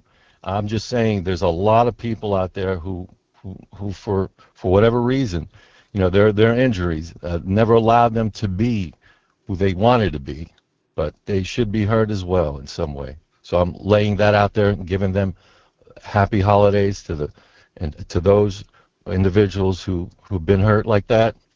You're not forgotten, and enjoy the holiday season as much as you can, but you're not forgotten, man. No doubt. So that's all. There's a lot of people out there hurt. And the last comment is, Mike McCarthy reminds me of, some of these grandpas in Disney World, right? They're working at Disney World, but they're in Disney World. They're in Disney World, so whether they have their job or not, the weather in Florida's fine. They're in Disney anyway. Facts. So that's like Mike McCarthy, right? He has his job. He's making his millions. He seems content. I could be wrong, but he seems content. And part of that, you can't be content and expect to win. You can't be like that. Now, he may have chosen that because of who Jerry Jones is, right? And say, look, these are the parameters of your job assignment. And he took it. No I doubt. don't blame him for it. But are we going to win the Super Bowl? Are we going to get those players that we need? Look at Jalen Hurts. Look at Lamar Jackson. They got their running backs. Look what they're able to do. No doubt. Oh, man, I appreciate you for calling in, and it's always a pleasure hearing you, bro. And, hey, continue to do the great job that you're doing. Thank you so much. Thank you. All right. Thank you. That's a good call from the Big Amish, man. Appreciate everybody, man. Goodbye. For tuning in. And be sure to check out, all of the content that we shared today.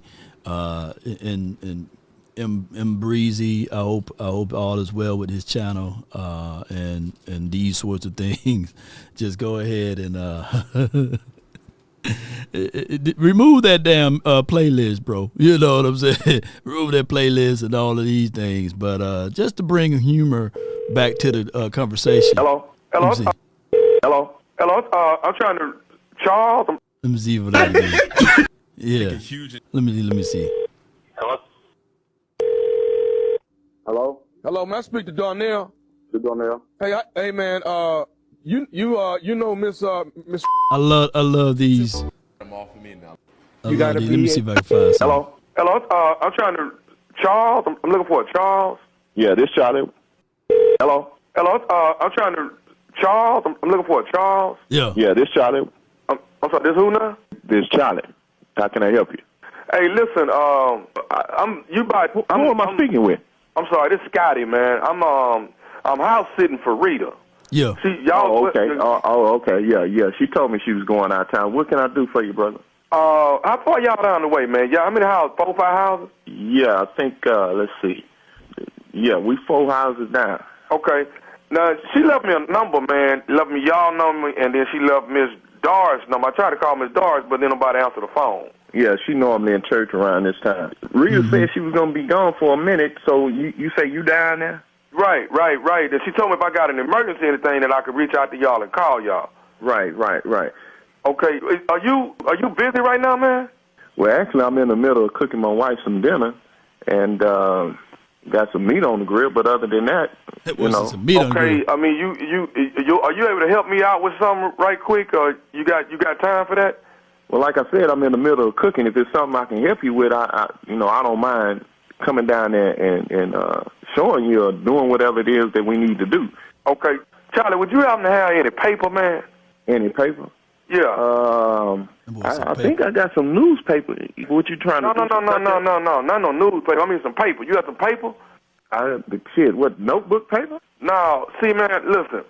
Charlie, like I say, man, my name's Scotty, man. I know you don't know me. I done got myself in a little situation here down here at Rita House, man. And I didn't, man, I'm in a situation. I actually am in the bathroom, man, and it ain't no paper in here, dog. So you saying you want me to bring you some toilet paper? I mean, if you don't mind, dog, I'm sitting here, my legs ain't got numb, I can't even feel my whole lower body, man, from butt down. I can't feel nothing, man. My feet, everything that went to sleep on me. Hold up. Babe, this dude down here at Rita House saying he want me to bring him some shit paper because he done got numb sitting on the toilet. Man, look at here, bro. I'm in the middle of cooking. I wish I could help you, but, you know, I can't come here. You say you ain't but about 4 hours down. Can you just run down here right quick? I mean, the back door open. I say, man, I understand all that you saying. But like I said, I'm in the middle of cooking for my wife. We having a little special occasion because our kids and stuff gone, and I can't just leave her like that just to come bring, shit paper. Now, what I can tell you to do is if Rita got one of them towels or something I'm not going to use no towel, man. I'm not using nobody's towel like that. That's disrespectful, man. Okay, hey, but lower your voice, man. You calling me to help you and shit. You acting like I caused you to not have no goddamn shit paper. You supposed to have some goddamn paper in the bathroom when you go in there. All I'm asking for, it ain't gonna take no more than 2-3 minutes. Run down here right quick and bring the paper, man, and then you get on back to your dinner.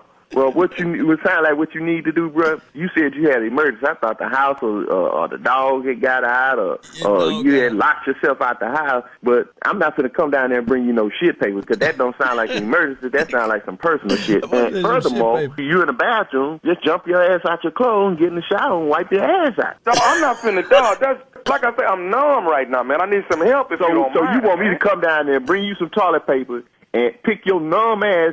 You can't get up out the goddamn toilet if I wanted to help you. Your motherfucking legs is dead. That's why I'm trying to tell you. I'm in an emergency, man. Tell him to call Franklin. Man, that don't sound like an emergency. That seems like a little quick fix.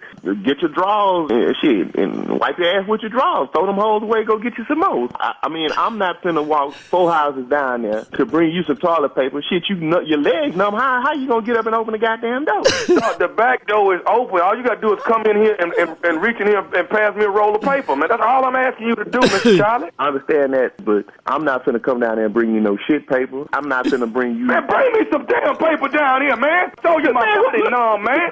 Say, man, who the hell you think you hollering at? You need me. I don't need you. Well, won't you do something, man? You see I'm sitting here in a situation. Now, Rita left y'all number that y'all will help me while I'm down here house watching, man.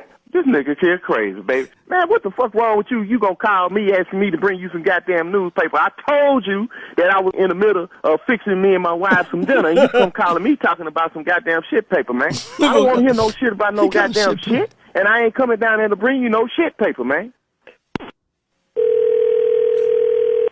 Hello. Charlie, you gonna bring this paper, man? Man, look, like I told you before, I ain't gonna bring you no goddamn shit paper down there. We don't wipe no asses on this street. Hey, hold on, man. You can't just leave me here and I'm numb like this. You can't bring no grown man no toilet paper because he irresponsible when he go into the restroom. That sounds like a personal problem. You too grown for that. This is a situation, though. This is an emergency, man. Man, that don't sound like no fucking emergency. That sounds like a fucked up personal problem that you got going on. Damn, I'm gonna whoop your ass when I get off of here, man. You done pissed me off with this shit. I don't give a fuck about you being pissed off, man.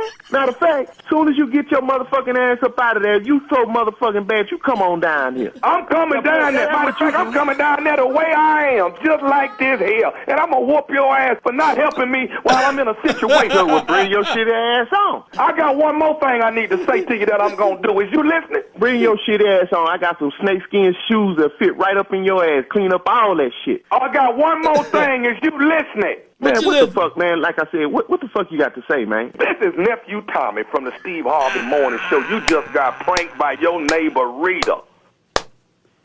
Ain't this a bitch, baby? That motherfucker from the radio station. This Tommy from the Steve Harvey Morning Show.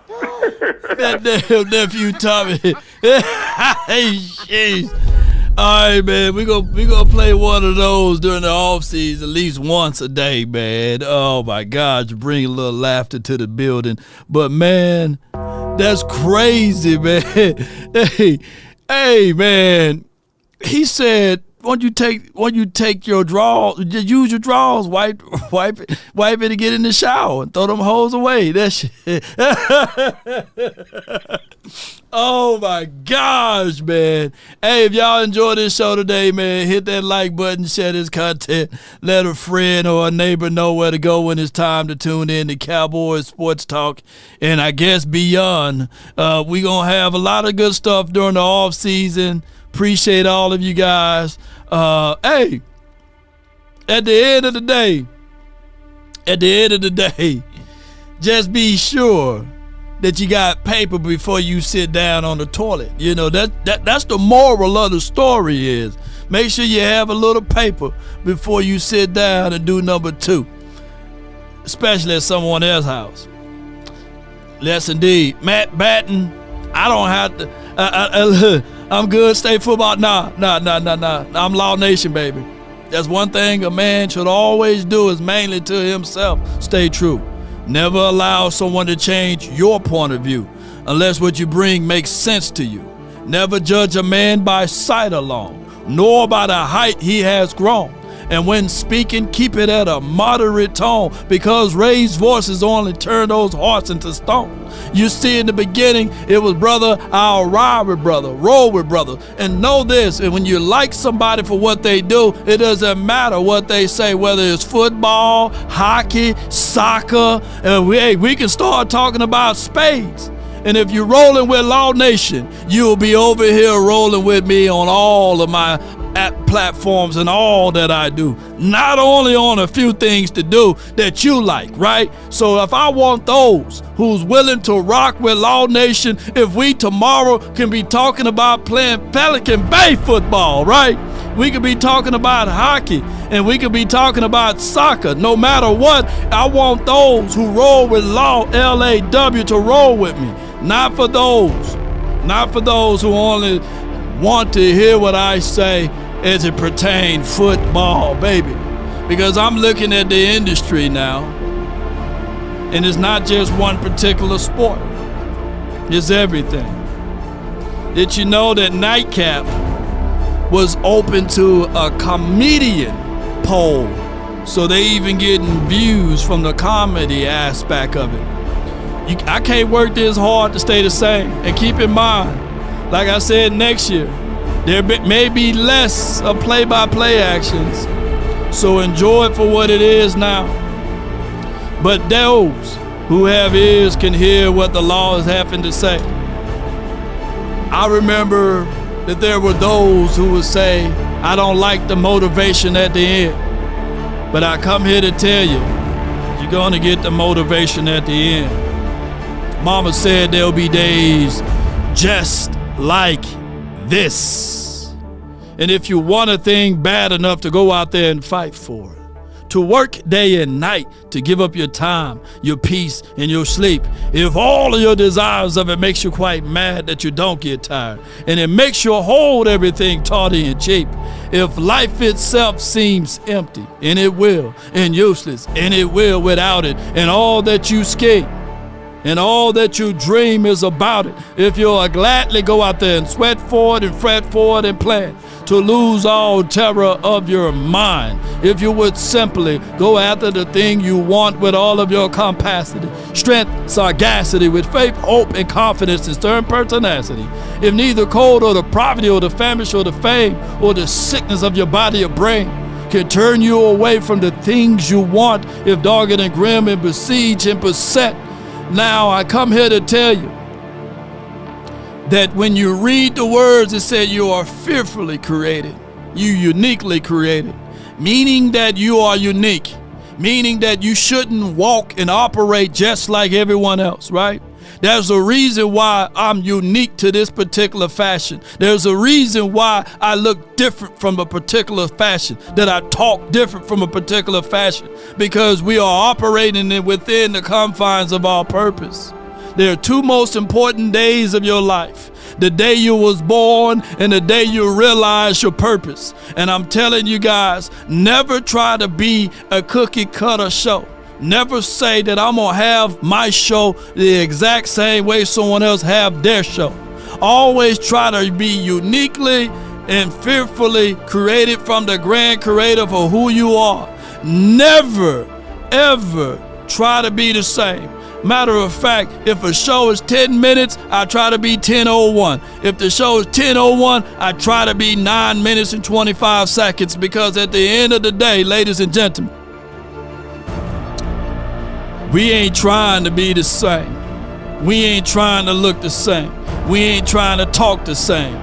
We always trying to be different and operate within the confines of our purpose here. So it may be a day I cuss you out. It may be a day that I praise you. It may be a day that I bless you. But at the end of the day, you got me. You got LAW, a person who's not afraid to speak boldly and walk through the things of this earth like I designed to be. Cowboy Nation, that's been my time.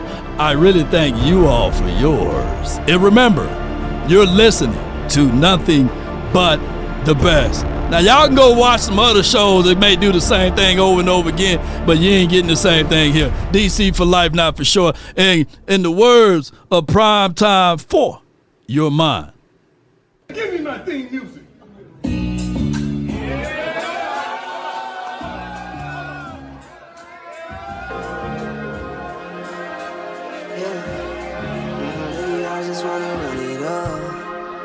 Check or something. I've been really in the field, let up. Shout out to you, Jay Recruiter, Jake the Great, Joe Grizzly, Glenn Capers, DeAndre Miller, Tricks are for kids, Christopher 214. Come on with it, stand tall, or not at all.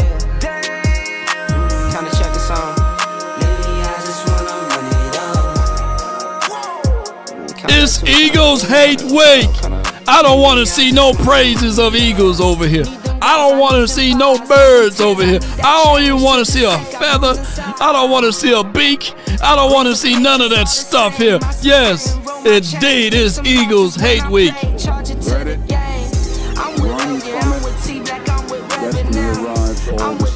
Oh, snap.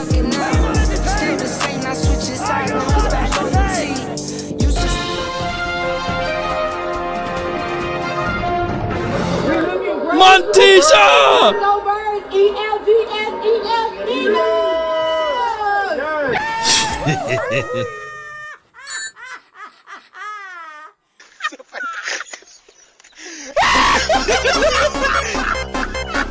We answered, I talked stuff, I thought we had it, but it goes to show you who's a better team, and I'm sticking Cowboys. You're crying. I'm hurt. I love my Eagles. I don't believe it. You gonna flap the hat one more time for the Eagles with a hard fight they did? Let's go Birds, fly Eagles, fly. Still Super Bowl champions. Robert. Yeah. Come on. Yeah. Emotional damage.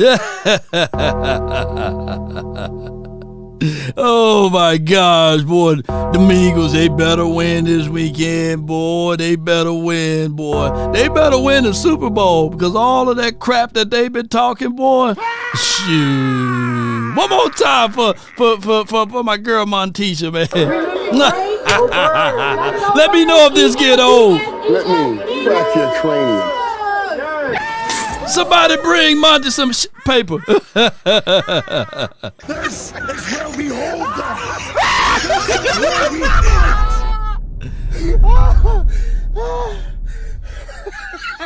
Yes! Here we go! Are you not entertained? Until next time, DC for life. Nobody, baby. Nobody. And who can do it like me? Bring Monty some paper. Who can do you all night long? Nobody, baby.